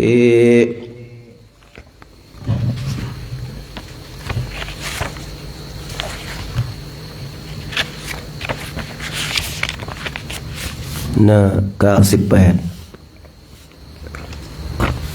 เอวเมสุตังเอกังสมยังภควาขยายังวิหารติขยาสีเสสัทถิงภิกขุสหัสเสนตาตระโคภควาภิกขุอามันเตสิสัพพังภิกขเวอาทิตตังกินจะภิกขเวสัพพังอาทิตตังจักขุงภิกขเวอาทิตตังรูปาอาทิตตาจักขุวิญญาณอาทิตตังจักขุสัมผัสโสอาทิตตัวยามปิทังจักขุสัมผัสสะปัจจัยอุปัชชติเวทยิตังสุขังวาทุกขังวาอทุกขมสุขังตามปิอาทิตตังเกนะอาทิตตังอาทิตตังราคะคินาโทสะคิโมหะคินาอาทิตตังชาติยาชาราบารเนนะโสเกหิปริเทเวหิทุกเขหิ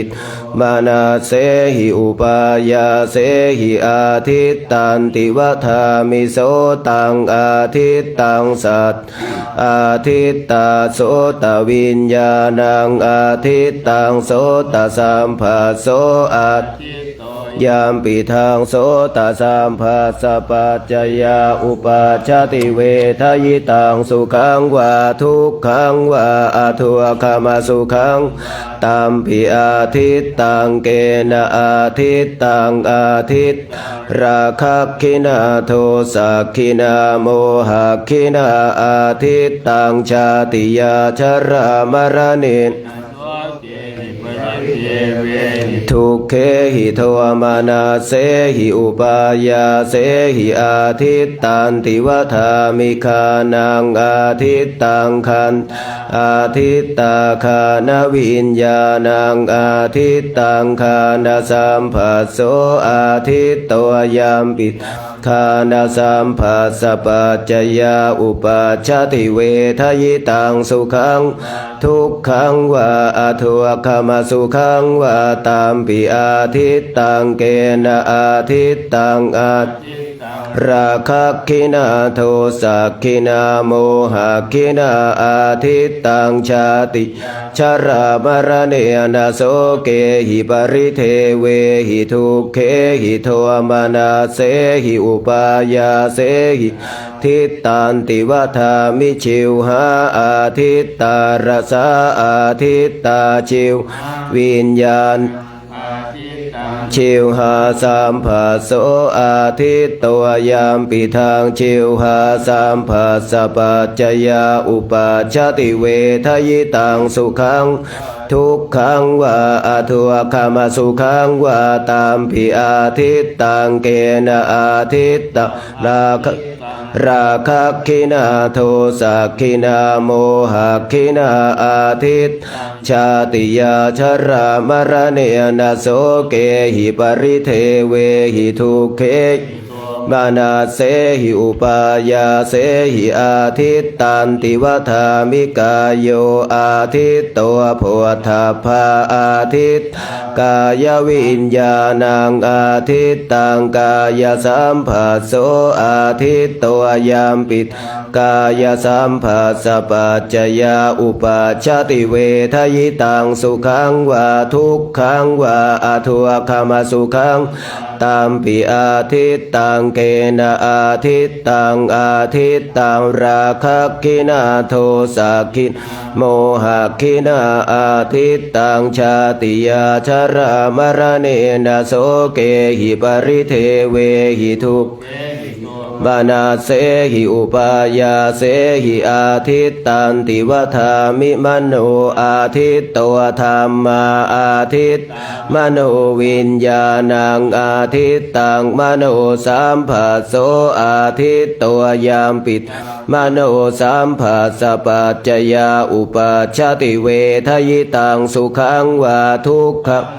อทุกขมาสุขังวาตามปิอาทิตตังเกนะอาทิตตังอาทิตตังราคะคินาโทสักขิ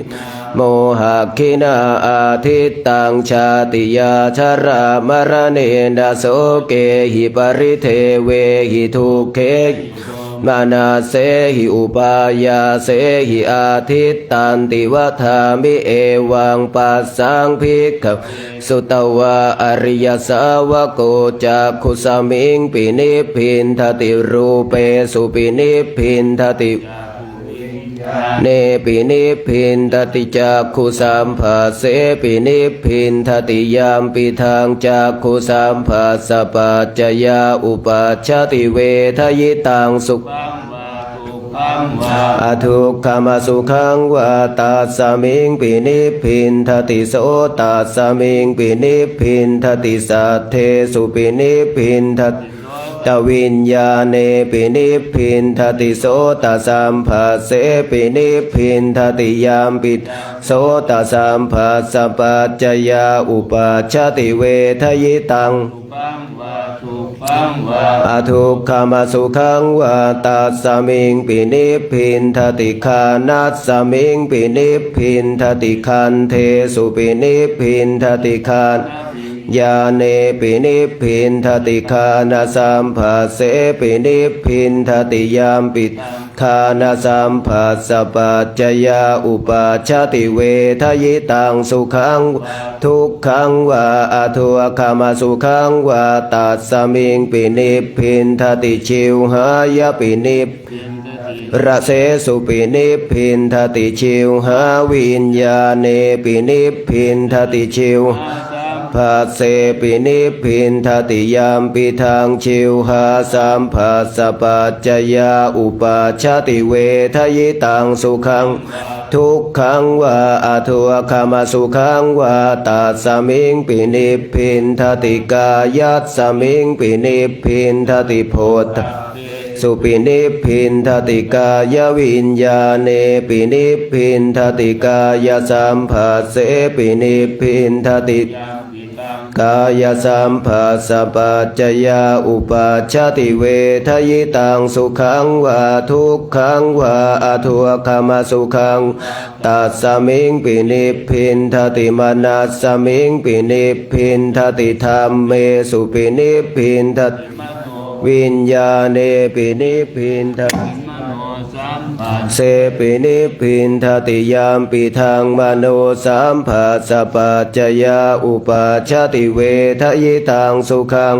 ทุกขังวาอทุคามาสุขังวาตัสสมิงปินิพพินทตินิพพินทางวิราชติวิราคาวิ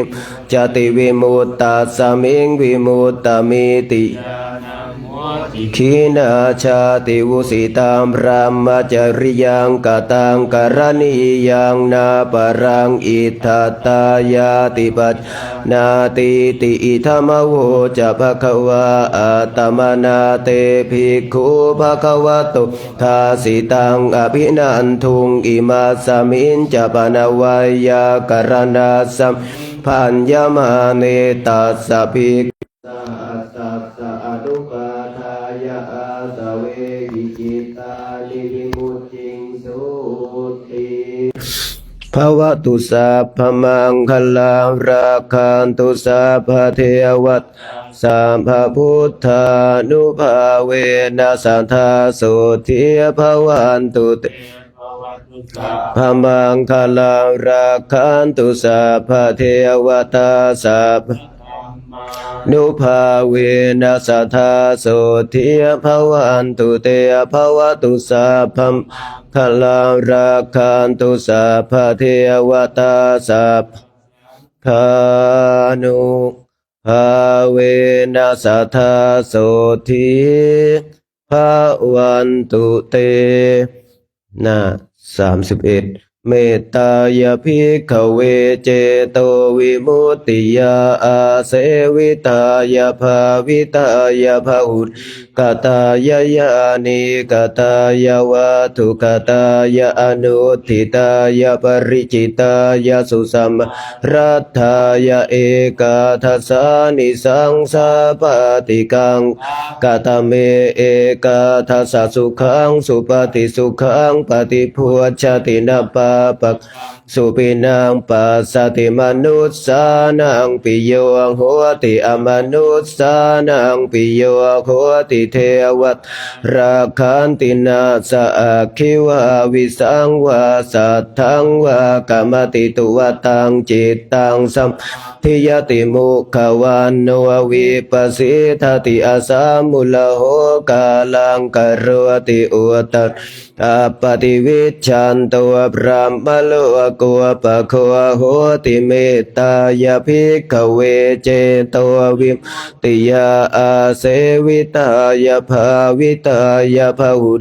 กตายญาณิกตายวัตถุกตายอัน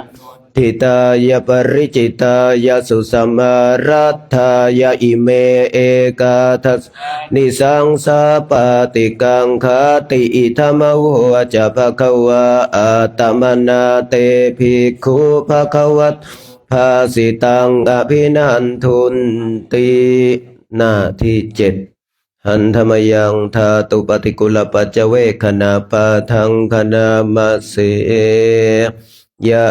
เท ทาปัจจยังปวัตตมานังธาตุมาตเมเวตังยะทิจีวรังตทุปพุญชโกจะปุคโลทานตุมาตะโกนิสัตโตนิชิ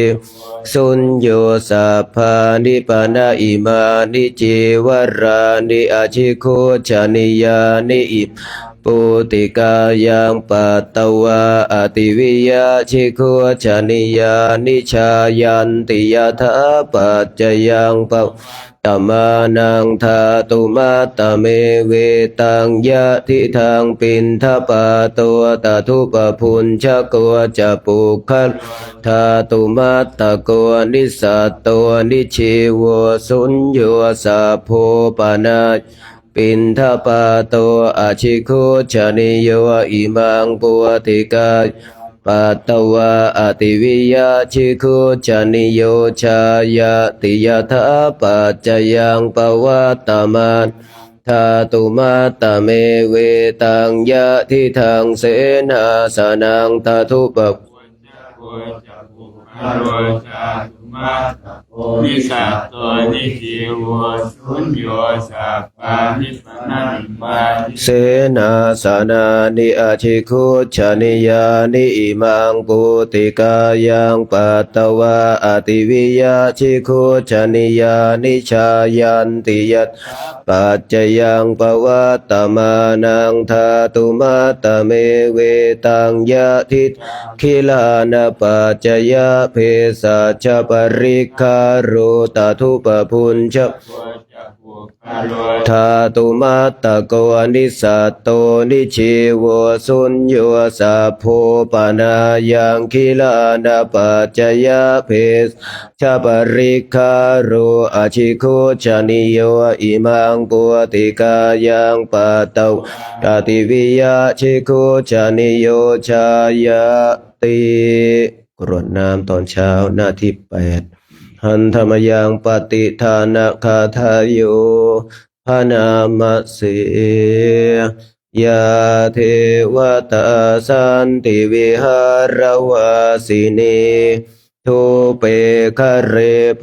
ธิคะเรตหิงตหิงตาธรรมทานเนนะภวันตุปูชิตา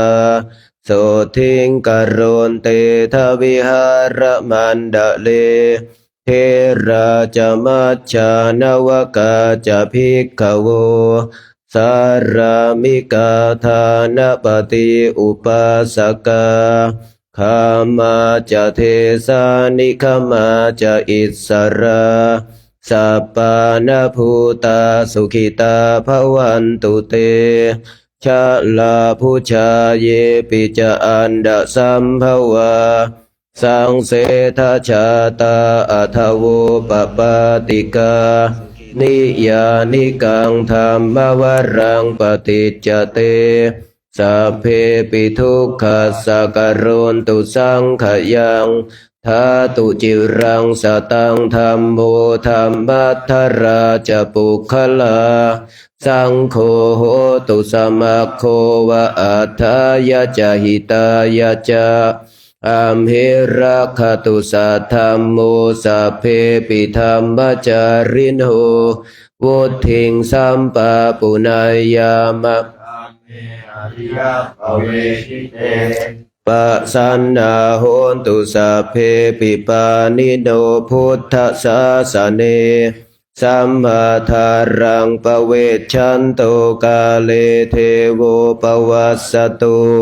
วุธิภาวายะสัตตานังสมิทธังเนตุเมทะนิงมาตาปิตาจะอัตระชังนิจจังรักขันติปุตตะกังเอวังธรรมเมนะราชาโนปัจจังรักขันตุสัพพทาก็จบธรรมชาติแต่เพียงเท่านี้ต่อไปก็กล่าวคำอาราธนาพระกรรมฐานพุทธาราธนานังธรรมาราธนานังสังฆาราธนานังอัปปมาโนพุทโธอัปปมาโนธัมโม อัปปมาโนสังโฆนะโมพุทธายะนะโมธัมมายะนะโมสังฆายะพุทโธเมนะโธ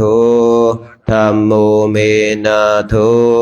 สังโฆเมนะโธพุทธบูชาธัมมบูชาสังฆบูชานิพพานะปัจจโยโหตุ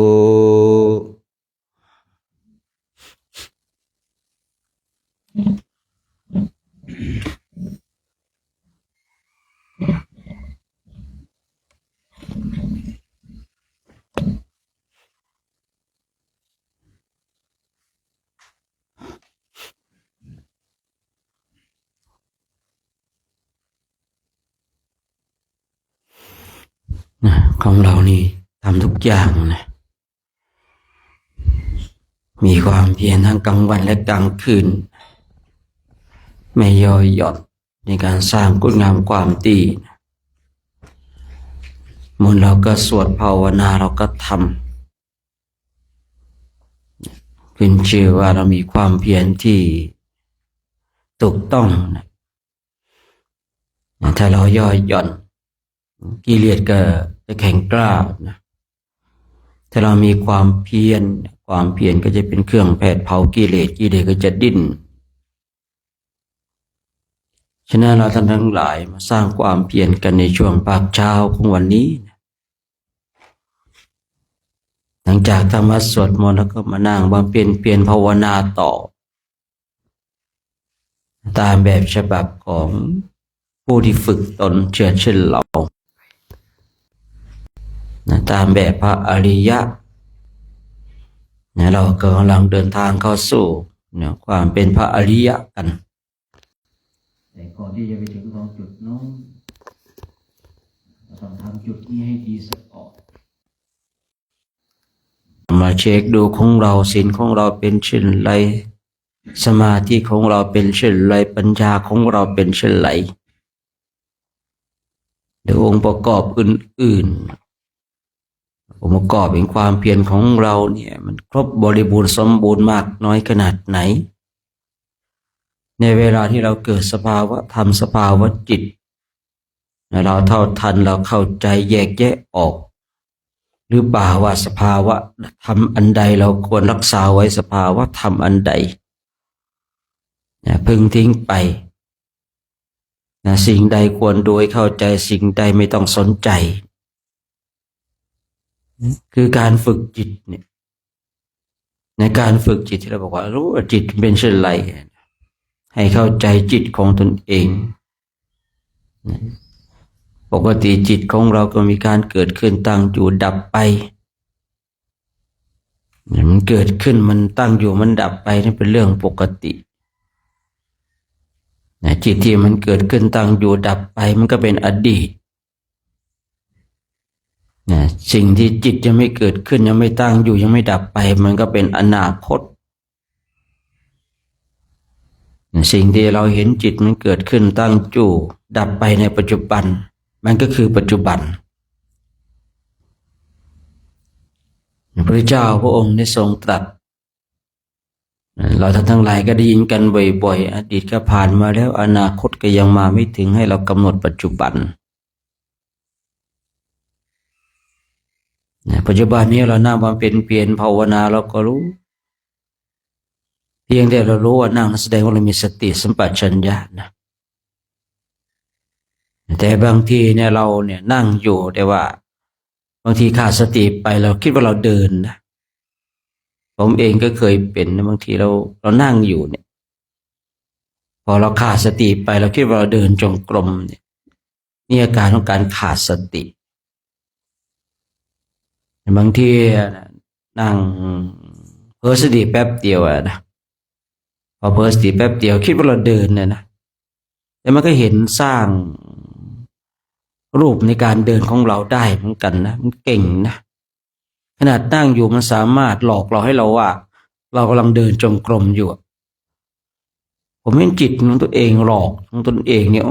มันสามารถเป็นไปได้นะ และในขณะที่เราเผลอสติไปเนี่ยมันแยกแยะไม่ออกเลยว่าตกลงเราเดินหรือเรานั่งนะตกลงว่าเราณเวลานั้นเราเดินหรือเรานั่งเนี่ยบางทีจิตเนี่ยมันสร้างรูปให้เราหลงทั้งในนิมิตทั้งของจริงและของปลอมรูปที่เป็นของจริงที่เราเห็นเนี่ยมันหลอกให้เราหลงรูปที่เป็นของปลอมคืออย่างที่ผมกล่าวนะว่าเรานั่งอยู่แต่มันสามารถสร้างว่าให้เราเดินจงกรมเราคิดว่าเราเดินจงกรมนะผมเป็นบ่อยๆนะสมัยก่อนนะคือบางทีเนี่ยมันนั่งดูตกลงเราเดินหรือเรานั่งอย่างเงี้ยนะเผลอสติแวบหนึ่งท่านทั้งหลายอาการของการขาดสติมันเผลอแวบหนึ่งตกลงเราเดินเรานั่งอยู่เนี่ยพอมีสติอ้าวเรานั่งอยู่แต่เมื่อกี้ทำไมเหมือนเราเห็นว่าตัวเราเดินอยู่นะคือมันพูดง่ายๆว่าเราเนี่ยแยกแยะไม่ออกเลยนะเพราะอาการขาดสติแต่ตอนที่เดินเนี่ยมันไม่มีนะในตอนเดินในภาพว่าเราจะนั่งเห็นว่าแยกแยะไม่ออกว่าเราตกลงเราเดินหรือเรานั่งตอนเดินนี่ไม่เคยเกิดนะไม่แน่ใจว่ามีหรือเปล่าแต่ตอนนั่งเนี่ย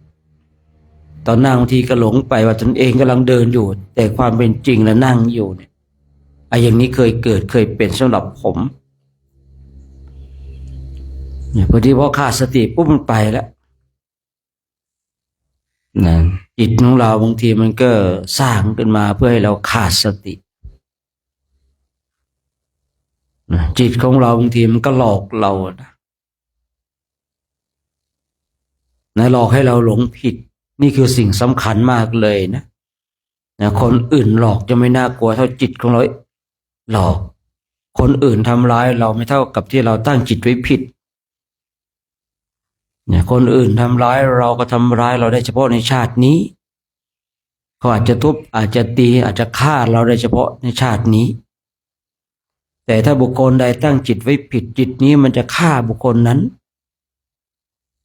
จิตนี้มันก็จะชวนบุคคลนั้นไปลงนรกไปเป็นเปรตอสุรกาย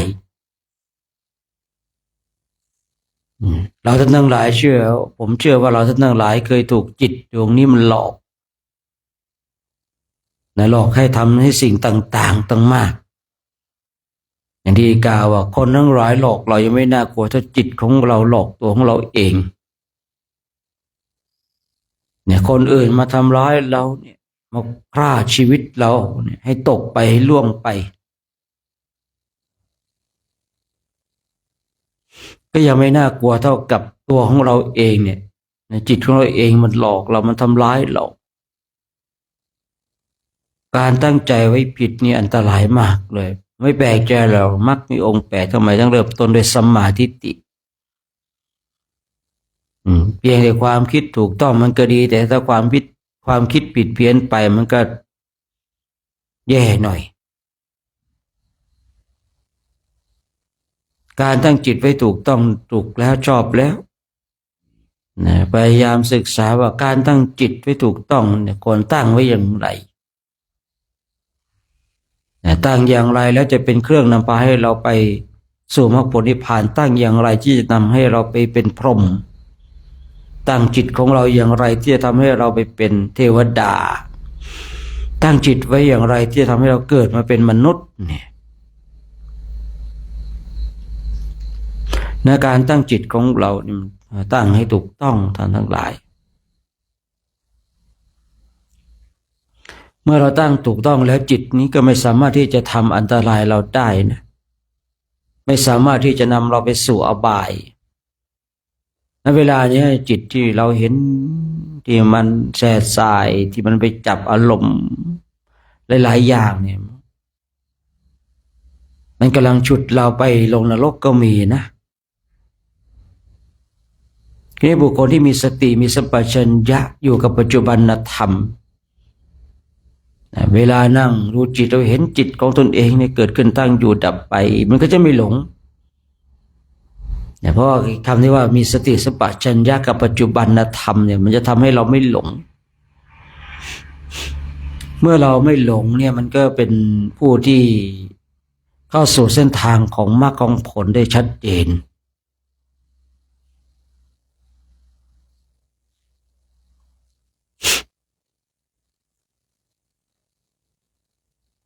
ข้อสำคัญเราอย่าให้จิตของเรามันหลง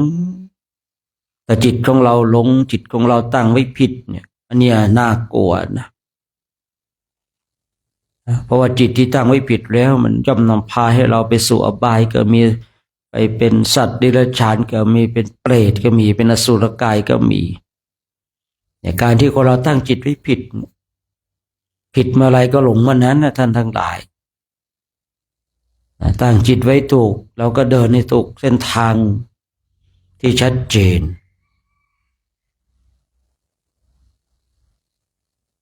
เนี่ยการตั้งจิตไว้ถูกต้องจึงเป็นสิ่งที่เราจะต้องมาศึกษาและเรียนรู้ในวันเวลานี้จิตของเราถูกต้องไหมเห็นจริงไหมถ้าจิตของเราตั้งไว้ถูกต้องเห็นจริงเนี่ยเราก็ไม่ต้องกลัวเราจะเป็นผู้ที่หลงในเส้นทางที่เดิน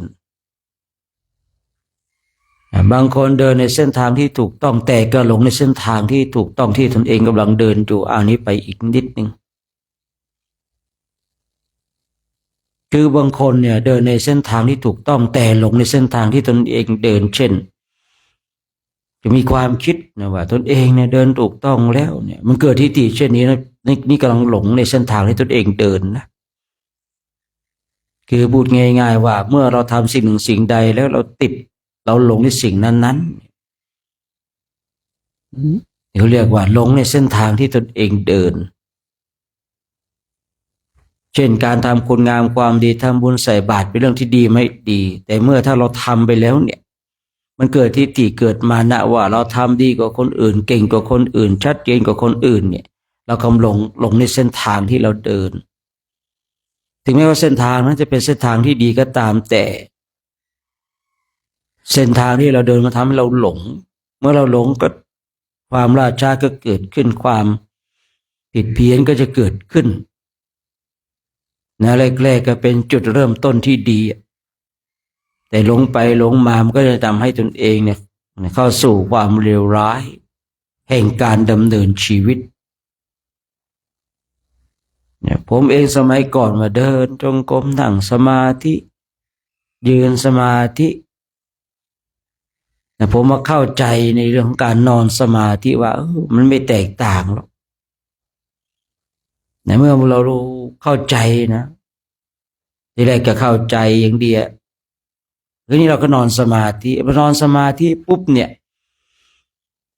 มันเกิดการหลงในเส้นทางที่ตนเองเดินคือในขณะที่นอนอยู่เรานอนก็ได้แรกๆมันก็มีสติสัมปชัญญะเดินมีสมาธิอย่างไรนั่งมีสมาธิอย่างไรยืนมีสมาธิอย่างไรเวลานอนก็มีสมาธิเช่นนั้นคือสมาธิเนี่ยของคนเราเนี่ยไม่ว่าจะยืนเดินนั่งและนอนเนี่ยเหมือนกันนะแตกต่างในท่าทางและอิริยาบถเท่านั้นเองแต่เมื่อเกิดการหลงขึ้นมาเราไม่ต้องไปเดินให้มากแล้วนะเราไม่ต้องไปนั่งอยู่ในอิริยาบถของการนั่งหรอกเรานอนดีกว่าเนี่ยความหลงเกิดขึ้นแล้วท่านทั้งหลายเรากำลังหลงแล้วมันก็จะเสื่อมค่อยๆเสื่อมไปโดยไม่รู้ตัวจากที่เราเคยแนบแน่นจิตของเราเนี่ยมีสมาธิจิตนะแต่พอเราเป็นผู้หลงปุ๊บเราไม่ต้องไปนั่งสมาธิเราไม่ต้องไปเดินจงกรมเรานอนสมาธิเลยนะหรือว่าเราไม่ต้องไปนั่งสมาธิเราเดินจงกรมแล้วก็นอนสมาธิเลยแรกๆมันก็ดีนะพอนานไปหลายๆวันเข้าเนี่ยมันเริ่มไม่ดีนะจิตเนี่ยมันขาดสติจิตขาดสติขาดสัมปชัญญะปุ๊บเนี่ยมันก็ถูกกิเลสก็ครอบงำผมเองจึงเห็นคนที่ผมคุยไปว่าเราเนี่ยผู้ที่ฝึกจิตต้อง รู้จักการสังเกตจิตของตนเองว่าเป็นเช่นไรในการว่าเป็นเพียรภาวนาเนี่ยในแรกๆมันก็ดีอย่างที่ผมกล่าวนะว่าจะยืนจะเดินจะนั่งจะนอนเนี่ยเหมือนกันแต่ฝึกไปฝึกมาอบรมไปอบรมมาเราเห็นการเปลี่ยนแปลงของจิตว่ามันไม่ได้พัฒนาเลยนะเลยการที่เรานอนสมาธิเนี่ยเด็กแรกก็กำหนดแป๊บเดียวก็หลับเลยนะผ่านไปผ่านมาเลยแรกเราก็กำหนดได้ผ่านไปผ่านมาแป๊บเดียวในจิตฟุ้งซ่านเลยเนี่ยสมาธิมันอ่อนไปแล้วความตั้งมั่นมันขาดไปสมาธิสัมปชัญญะมันก็พร่องไปมันทำให้เราเนี่ยหลงในการนอนของตนเองเนี่ยหลงตนเองว่าตัวเองนอนสมาธิก็ได้ไม่จำเป็นต้องนั่งสมาธิเนี่ยพอเป็นเช่นนี้เราสมาธิมันเสื่อมความเพียรมันย่อหย่อนถูกความขี้เกียจขี้คร้านก็ครอบงำแต่ก็ยังโชคดีที่ว่าเป็นผู้ที่สังเกตจิตเห็นการเปลี่ยนแปลงของจิตว่าจิตเป็นอย่างไรมันพัฒนาไปในทิศทางที่ดีหรือว่ามันกำลังเนี่ยทำให้เราเป็นผู้หลง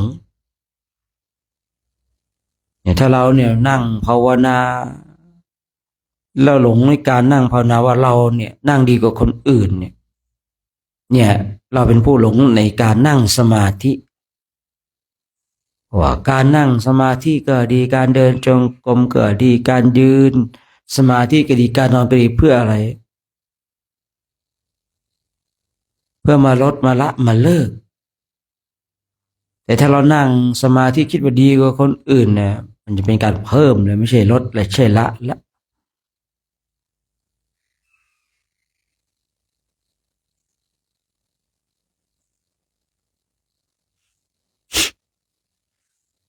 ฉะนั้นสติสัมปชัญญะจึงเป็นสิ่งที่สำคัญการตั้งจิตไว้ถูกต้องจึงเป็นสิ่งที่สำคัญฉะนั้นเช้านี้เดี๋ยวจะยุติการใช้เสียงเพื่อให้เราท่านทั้งหลายได้นั่งบำเพ็ญเพียรภาวนากันสักระยะหนึ่งก่อนที่จะแผ่เมตตาเราก็นั่งมาเป็นเพียรภาวนาฝึกฝนอบรมจนกว่าจะได้เวลาอันสมควรนะ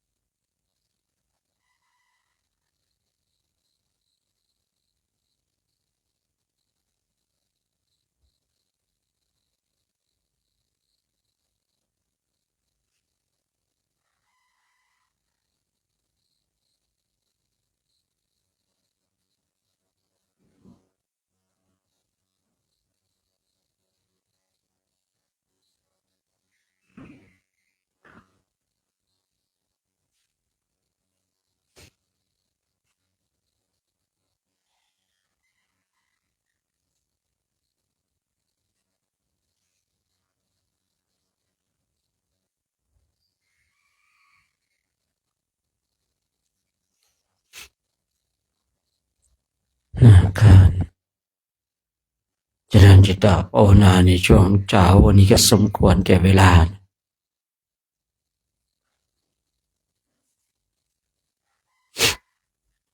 ในเราท่านทั้งหลายทำความสึกตัวพร้อมน้อมจิตน้อมใจจิตดีเป็นบุญเป็นกุศลเราจะได้ร่วมกันแผ่เมตตาให้กับสรรพสัตว์ทั้งหลายที่เป็นเพื่อนทุกข์เกิดแก่เจ็บตายของเราสัตว์ใดที่มีความทุกข์ขอให้พ้นจากทุกข์สัตว์ใดที่มีความสุขขอให้สุขยิ่งขึ้นไปนะ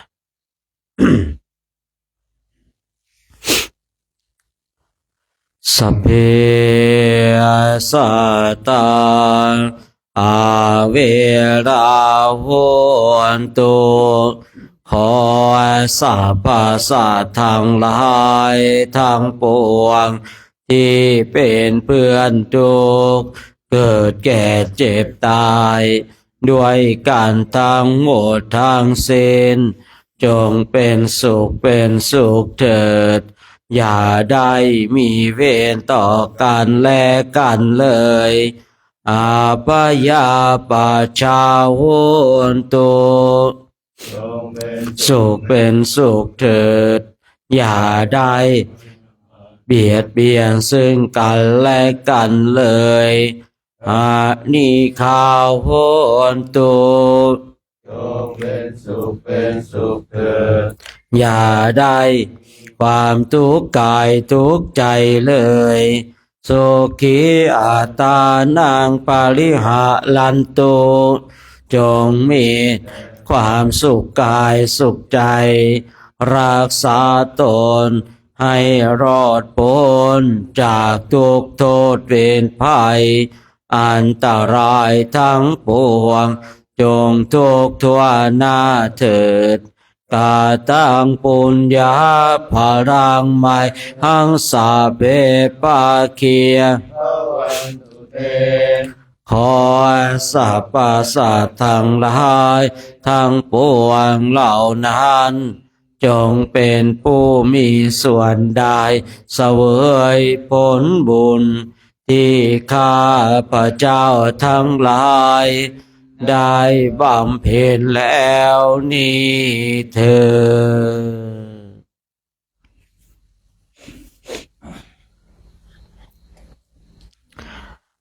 นะเจ้านี้ก็ต้องขออนุโมทนาบุญกุศลกับ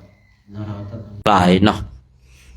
ทางคณะพระภิกษุสงฆ์องค์สามเณรแม่ชีอุบาสกอุบาสิกาแล้วก็ญาติโยมที่ชมไลฟ์สดอยู่เนาะร่วมกันสร้างบารมีตื่นแต่เช้ารวมกันสวดมนต์ไหว้พระรวมกันเจริญจิตตภาวนาแล้วก็มาร่วมกันแผ่เมตตากับสรรพสัตว์ทั้งหลายที่เป็นเพื่อนทุกข์เกิดแก่เจ็บตายของเราการแผ่เมตตาก็แผ่ไปแผ่ให้ตัวเองก่อนเนาะแล้วก็ให้บุคคลอื่นศัตรูนี่บางคนเขาบอกว่าการแผ่เมตตาต้องแผ่ศัตรูก่อนคนที่เราเกลียดก่อนแต่สำหรับผมเองผมว่าต้องแผ่ตัวเองก่อนคือตนเองมีความสุขอย่างไรเราก็จะได้ให้ความสุขกับคนอื่นคนอื่นก็ต้องการความสุขเช่นเราผมเองเคยแผ่ให้ศัตรูก่อนนะสมัยก่อนมันไม่ลงนะครับแผ่ไปก็โกรธไปอยากจะไปฆ่าเขาอย่างเดียวนะมันจะมีกำลังแผ่เมตตาได้ยังไงเนาะจิตนี่ไม่ถึงขนาดนั้นนะว่าแผ่ศัตรูก่อนนะเขาจะได้หายอาฆาตหายโกรธเขาแม่ยิ่งแผ่ยิ่งโกรธนะครับไอ้คนนั้นด่าเราไอ้คนนี้นินทาเราอย่างเงี้ยนะแม่มันไม่ยอมนะครับผมนะแต่พอถ้าเราแผ่ให้ตัวเองตนเองก็อยากมีความสุขคนอื่นก็อยากมีความสุขเหมือนกันอย่างนี้มันลงครับจิตมันลงจิตมันยอมแต่ถ้าว่าปุ๊บแผ่ให้เมตตาให้ศัตรูก่อนนะไม่ยอมเรื่องอะไรอย่างเงี้ยนะให้ศัตรูได้ดีกว่าเราแย่มันไปอย่างนั้นนะครับผมนะเรื่องอะไรให้ศัตรูมันดีกว่าเราให้ศัตรูเนี่ยมีความสุขมากกว่าเราต้องมีความสุขมากกว่าศัตรูดิจิตบางทีมันไม่ยอมนะครับก็เป็นเช่นนั้นสำหรับผมเองนะคนอื่นไม่รู้นะเพราะว่าในสมัยก่อนเนี่ย แผ่ให้ศัตรูเนี่ยโอ้ยมันหงุดหงิดแล้วครับ จิตที่มันสงบมันหายสงบแหละเมื่อเอากำลังที่ไหนอะเนาะไปมาเหมือนกับเพิ่มความแค้นนะเพิ่มความอาฆาตเพิ่มความโกรธนี่แต่พอเราแผ่ให้ตัวเองก่อนจิตมันยอมนะจิตที่เรามีสมาธิสงบเนี่ยมันก็ตั้งมั่นอยู่ได้นะกำลังของสมาธิจิตมันก็เลยแผ่ไปออกไปอันนี้ขึ้นอยู่กับบุคคลนั้นนะ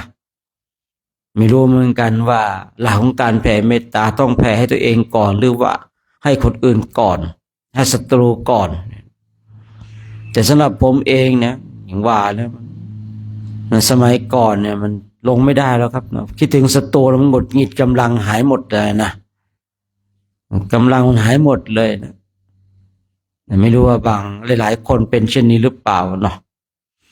คือที่เราแผ่ให้เมตตาตัวเองก่อนคือเราต้องการความสุขเนาะเราต้องการความสุขเราต้องการความสงบคนอื่นก็เช่นเดียวกันขณะตัวของเราต้องการสุขต้องการความสงบจะกล่าวใหญ่ถึงบุคคลอื่นคนนี้มันลงง่ายครับเคยมีเนนนะแต่เนนเท่าแล้วนะสมัยก่อนนะเนนสัก30-40มั้งนะบวชเนนเนาะบวชเนนเขาบวชอาจารย์เนี่ยผมจะไปเรียนวิชาฆ่าคนเหมือนกันนะผมจะไปเรียนวิชาทำคุณไสยฆ่าคนผมก็บอกว่าโอ้ยถ้าอาจารย์ไปเรียนนะอาจารย์จะไปเรียนไปเรียนทำให้คนอายุยืนไม่ต้องฆ่าเขาอะนะฆ่าแป๊บเดียวเนี่ยเขาก็พูดง่ายๆก็จบกันใช่หรือเปล่าแต่ถ้าว่าเราทำให้เขามีอายุยืนเนี่ยโอ้โหเราเห็นคนแก่อายุยืนลำบากขนาดไหนอ่ะ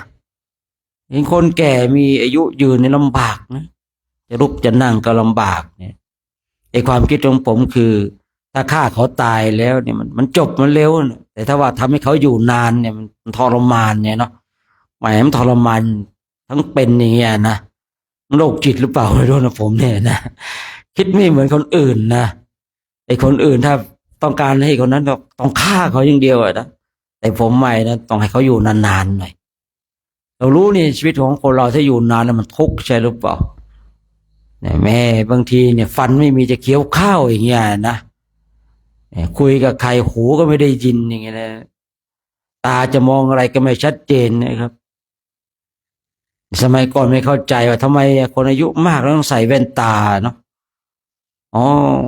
ว่าตนเองนะพอสายตามันยาวมองอะไรไม่เห็นนะครับ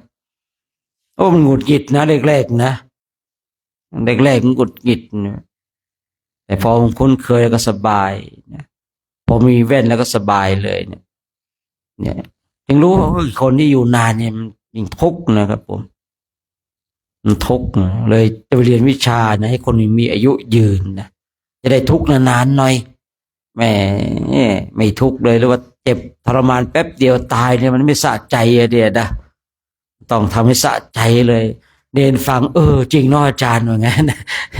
เนนฟังแล้วจริงเนาะถ้าเราทำให้เขาตายไวมันก็จบแป๊บเดียวจบว่างั้นนะไม่ให้เราทำอย่างที่อาจารย์ว่านะเราเห็นคนอื่นทรมานแล้วแม่มีความสุขเลยเนี่ยนะบอกเนนคุยกับเนนจะไปเรียนวิชาทำให้คนตายนะเพียงคุณใสก็ว่ากันนะจริงๆเนาะการแผ่เมตตาเนี่ยผมเองต้องแผ่ตัวเองก่อนถ้าเองมีความสุขต้องการความสนุกเพราะต้องการความสุขชั้นใดนะคนอื่นก็ต้องการความสุขฉะนั้นเราก็ให้ความสุขกับบุคคลอื่นได้เนี่ยบัดนั้นเนี่ยจนถึงบัดนี้แล้วพอนึกถึงศัตรูแล้วอย่าจองเวรจองกรรมไปเลยนะกรรมใดที่ข้าพเจ้าเคยทำให้ท่านได้โกรธได้แค้นได้อาฆาตได้จองเวรได้ผูกพยาบาทขอโอสิกรรมในชาตินี้เนี่ยเป็นอย่างนั้นจริงๆนะครับในสมัยก่อนเนี่ยผมคิดถึงศัตรูจะจองเวรจองกรรมทุกภพทุกชาติไปเช่นพระเทวทัตจะจองเวรพุทธเจ้าเนาะกรรมทรายมาในกำมือว่าจะจองเวรจองกรรมทุกภพทุกชาติเท่ากับไม่ทรายในกำมือนะเนื่องด้วยชาตินั้นที่ว่าเกิดเป็นพ่อค้าเนาะ พระพุทธเจ้าของเราเป็นพ่อค้ามีคุณธรรมเนี่ยพระเทวทัตเป็นพ่อค้าที่ไร้คุณธรรมนี่นะพระเทวทัตเห็นแล้วโอ้โหนี่มันถาดทองคำนี่แหมจะซื้อแพงๆก็ไม่ได้นะรู้ว่าเป็นยายนะหลอกง่ายเนี่ยมันหลอกง่ายหลอกคนง่ายเดี๋ยวขากลับก่อนจะมาซื้อเนี่ย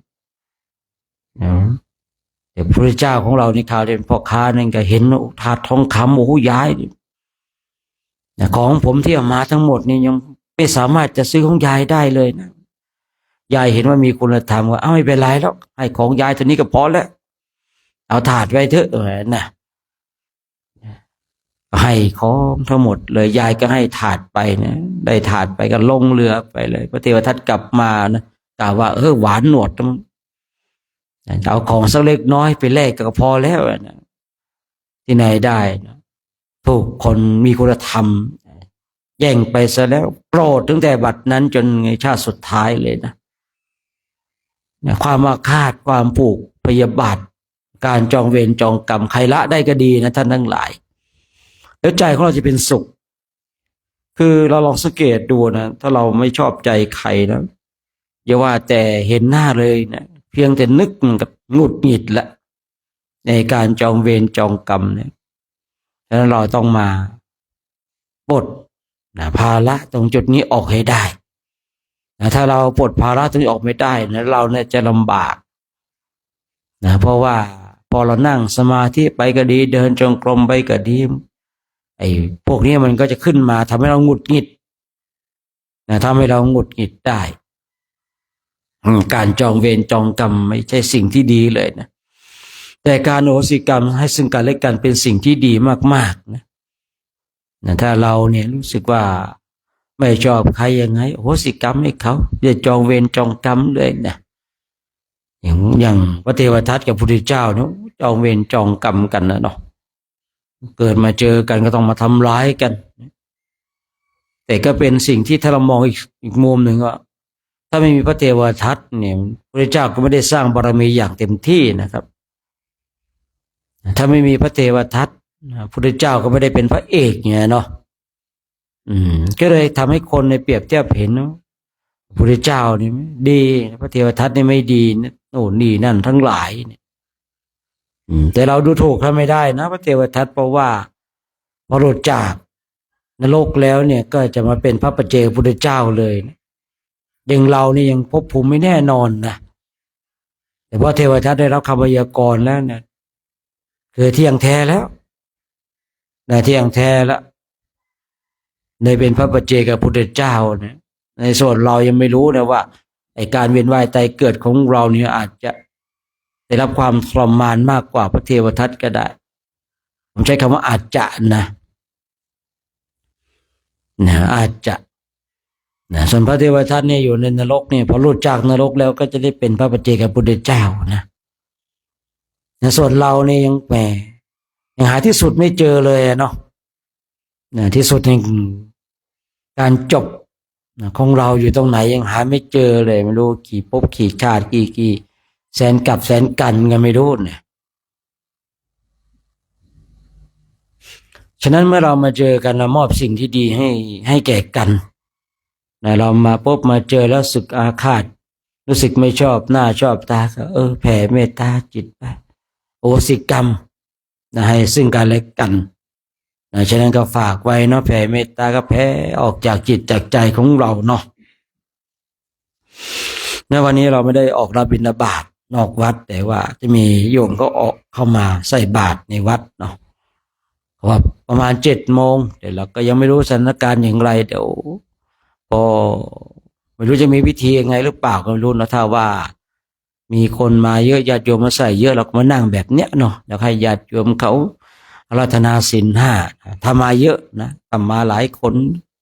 สัก3 คนขึ้นก็เยอะแล้วนะสำหรับผมนะจริงๆ2 คนก็เยอะแล้วนะเริ่มแต่คนเดียวก็ถือว่ายังไม่เท่าไรนะ2 คนก็ได้แต่ถ้ามีคนมานั่นปุ๊บเราก็ต้องดูสถานการณ์ก่อนนะดังนั้นเราก็มานั่งแบบเนี้ยแล้วเราก็ร่วมกันให้พรกันอย่างเงี้ยให้เขาสมาทานศีลให้พรแล้วก็ ให้เขาไปตั้งแถวแล้วก็เดินลุกรับบาตรนะแต่ต้องดูสถานการณ์ก่อนเนาะฉะนั้นก็เขาว่าประมาณ7 โมงนะ7 โมงคนไทยเนี่ยมันไม่รู้นะมันเวลาไหนอาจจะ9 โมงก็ได้นะพอทำจริงๆนะตอนนี้ก็เราก็ดูนะครับดูเตรียมไว้เตรียมบาตรไว้พอได้ยินเสียงสัญญาณระฆังหรือว่าอะไรอย่างไรก็นะดูว่าตั้งแถวด้วยจะมานั่งเองก็ยังอ่านเกมไม่ออกเหมือนกันนะแต่เราก็เตรียมไว้เตรียมความพร้อมไว้ถ้าเรามานั่งเราก็เตรียมบาตรมาเตรียมผ้าปูนั่งมาแต่ถ้าว่าเราแบบไม่ต้องแล้วญาติโยมเขาไม่ต้องมีพิธีอะไรใส่บาตรเลยก็ได้บุญเหมือนกันก็เอาเราก็ง่ายๆอยู่แล้วเนี่ยนะคือมาถึงก็มาวางไว้ไม่ต้องประเคนยังได้เลยนะจริงๆนะครับผมอนนท์ว่าจะจบแล้วนะไปอีกสักหน่อยหนึ่งแล้วนั่นนะเสียงนกกามันทำอะไรมันเสียงดังเหลือเกินเนี่ยพระนนท์บอกอ๋อมีโยมเข้ามาศรัทธามาถวายอาหารแต่ว่าไม่เจอพระก็เลยเอาของวางไว้คือนี่พระก็ไม่กล้าฉันเหมือนนะ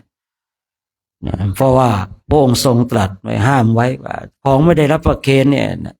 นี่ฉันไม่ได้เป็นอบัติคือนี่ญาติโยมเข้ามาแล้วเขาไม่เจอพระเขาก็อาหารวางไว้นกกาทั้งหลายก็มาจิกมากินพระเห็นก็ไม่กล้ากินเพราะว่าพระเห็นก็ไม่กล้าฉันเพราะว่ายังไม่ได้ประเคนพระเจ้าว่าอย่างนี้พระองค์ทรงอนุญาตให้ฉันได้นะเพราะว่าเขามีจิตที่จะถวายแล้วนะทีนี้เราเองนะบางทีเนาะของบางอย่างเขาถวายแล้วเนี่ยเนาะนิยมก็จัดแจงเนี่ยต้องถวายใหม่อย่างเงี้ยนะคือเราต้องดูหลักนะดูหลักบางทีเนี่ยบางทีเราญาติโยมประเคนก่อนที่นะอาจารย์มณิษฐ์นะก่อนก็เสียงดังคู่โยมสั่นเลยครับผมโยมจะจับนะห้ามจับนะประเคนเราห้ามจับนะจับไม่ได้นะโยมสั่นเลยครับกลัวครับสั่นจริงๆเลยนะโยมประเคนเราห้ามจับไม่ได้ถ้าเป็นผมนะเป็นโยมนะกูไปถวายมันกินแล้วกูกลับดีกว่ามานะของฉันนี่แหมจะจัดให้ดีทำให้ดีสักหน่อยหนึ่งนะจริงนะครับผมอาการของการถวายการให้นะคือจิตของเขาให้แล้วมาถวายแล้วแต่ว่าบางทีของเราก็ดูความเหมาะสมนะครับดูความเหมาะสมนะคือในวัดเชตวันนั่นที่พระเจ้าพระองค์ทรงอนนท์เนี่ยแต่แบบนี้ฉันได้เขามาให้ถวายเราแล้วนะแต่ยังไม่ได้ถวายเนื่องด้วยกายเท่านั้นเองคือการถวายเนี่ยเราก็ต้องไปดูเนาะไปดูถ้าหลักของพระวินัยการถวายเนี่ยต้องยังไงใช่หรือเปล่าของหนักของเบาแหมบางทีบางรูปก็เป๊ะเลยนะครับน้องโยมต้องยกให้แมวรอดได้ไว้นะดูแมวเดี๋ยวนี้มันตัวเบลอเลยเนาะเอาแมวขนาดไหนแล้วผลมะตูมอินเดียนะว่าฉันว่าไม่ห้ามใหญ่กว่าผลมะตูมอินเดียแค่นี้ครับ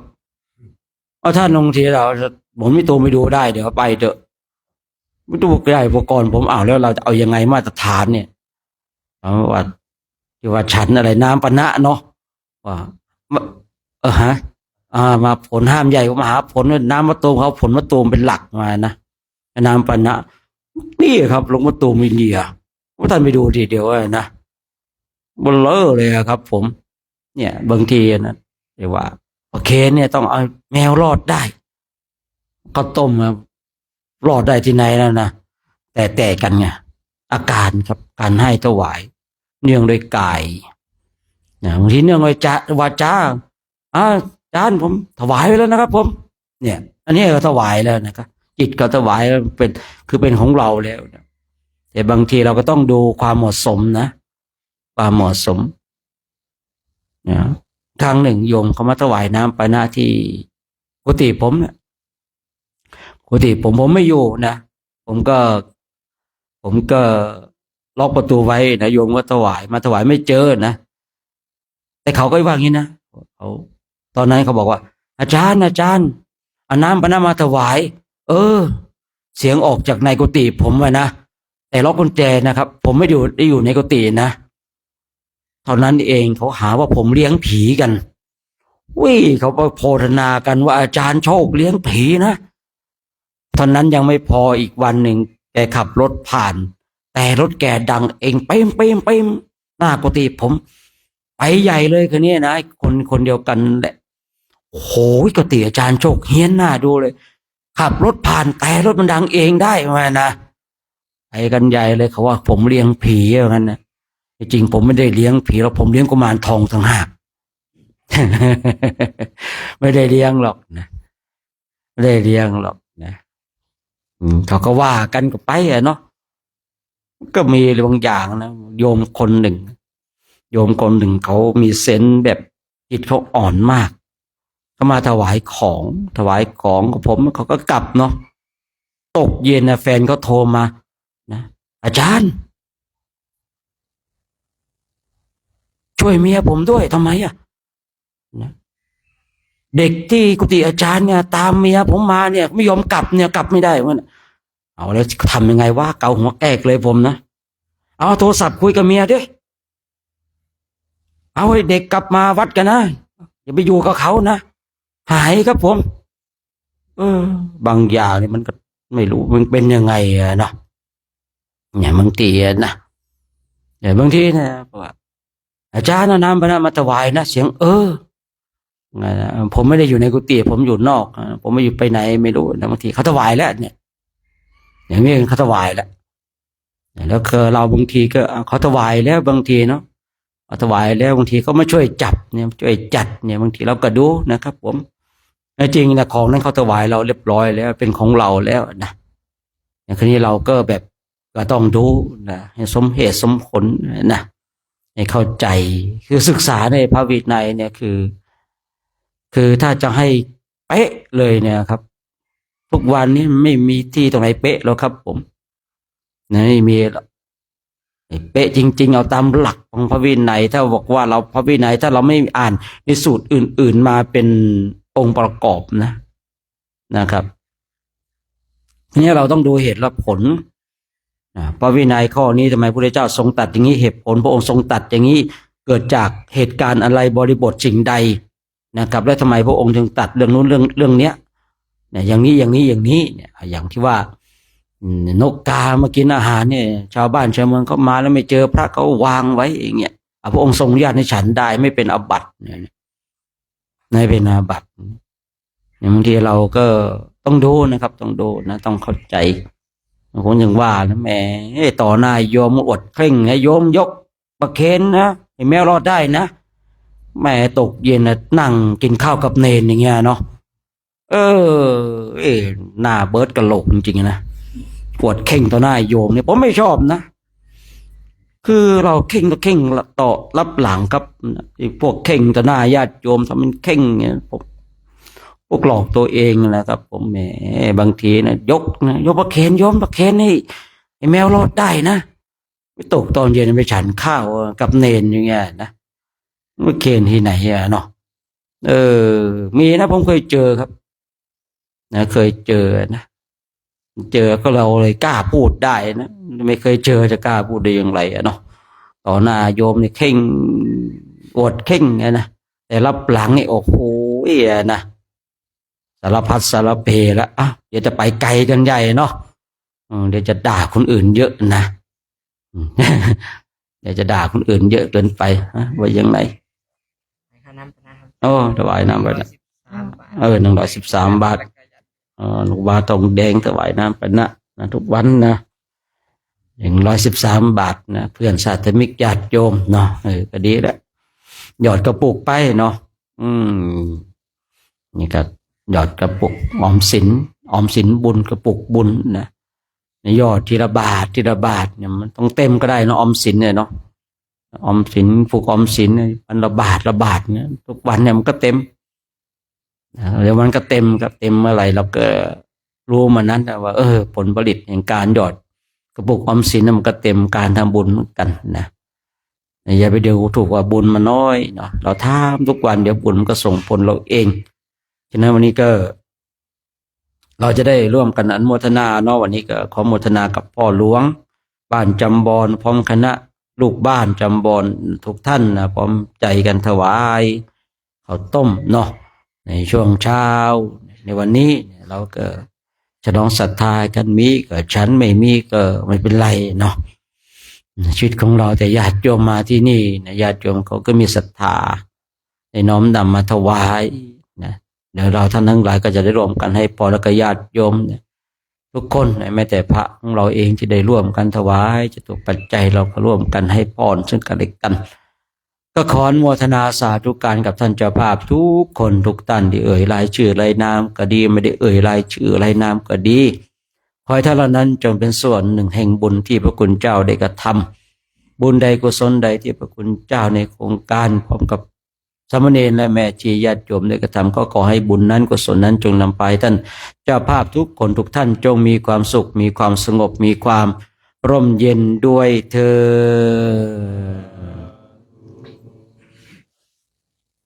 ดเดี๋ยวเราร่วมกันให้พรเนาะสัพพโลกวินิโมโตสาภาสันตาปวาชิโตสาภาเว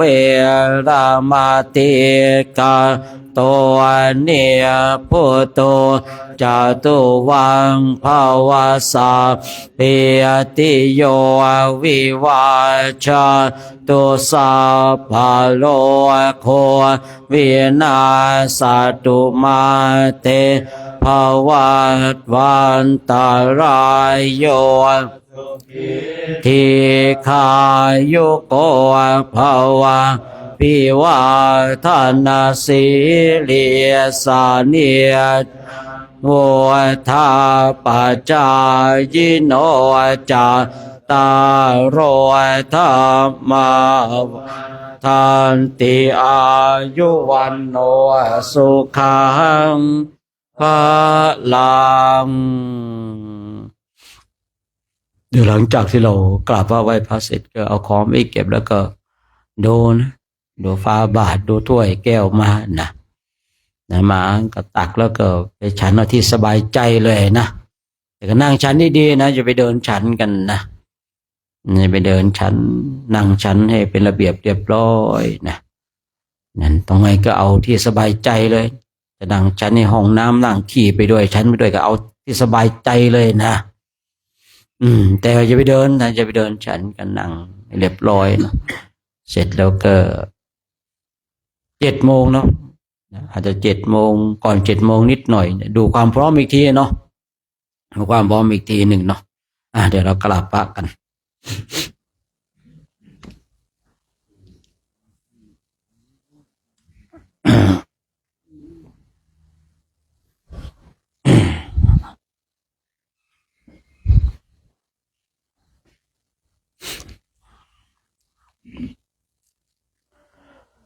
อะระหังสัมมา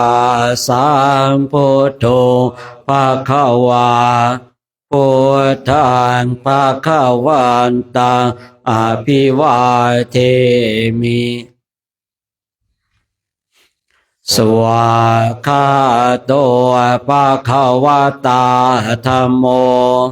ธัมมังนัมสสามิสุปฏิปันโนภะคะวะโตสาวกสังโฆสังฆังนามามิมหาตาปิตุโคนังอะหังวันทามิกุโรอุปชาอาจาริยาคุณาอะหังวันทามิน้อมจิตน้อมใจกราบคุณครูบาอาจารย์พร้อมกัน3 ครั้งพร้อมแล้วกราบกราบกราบ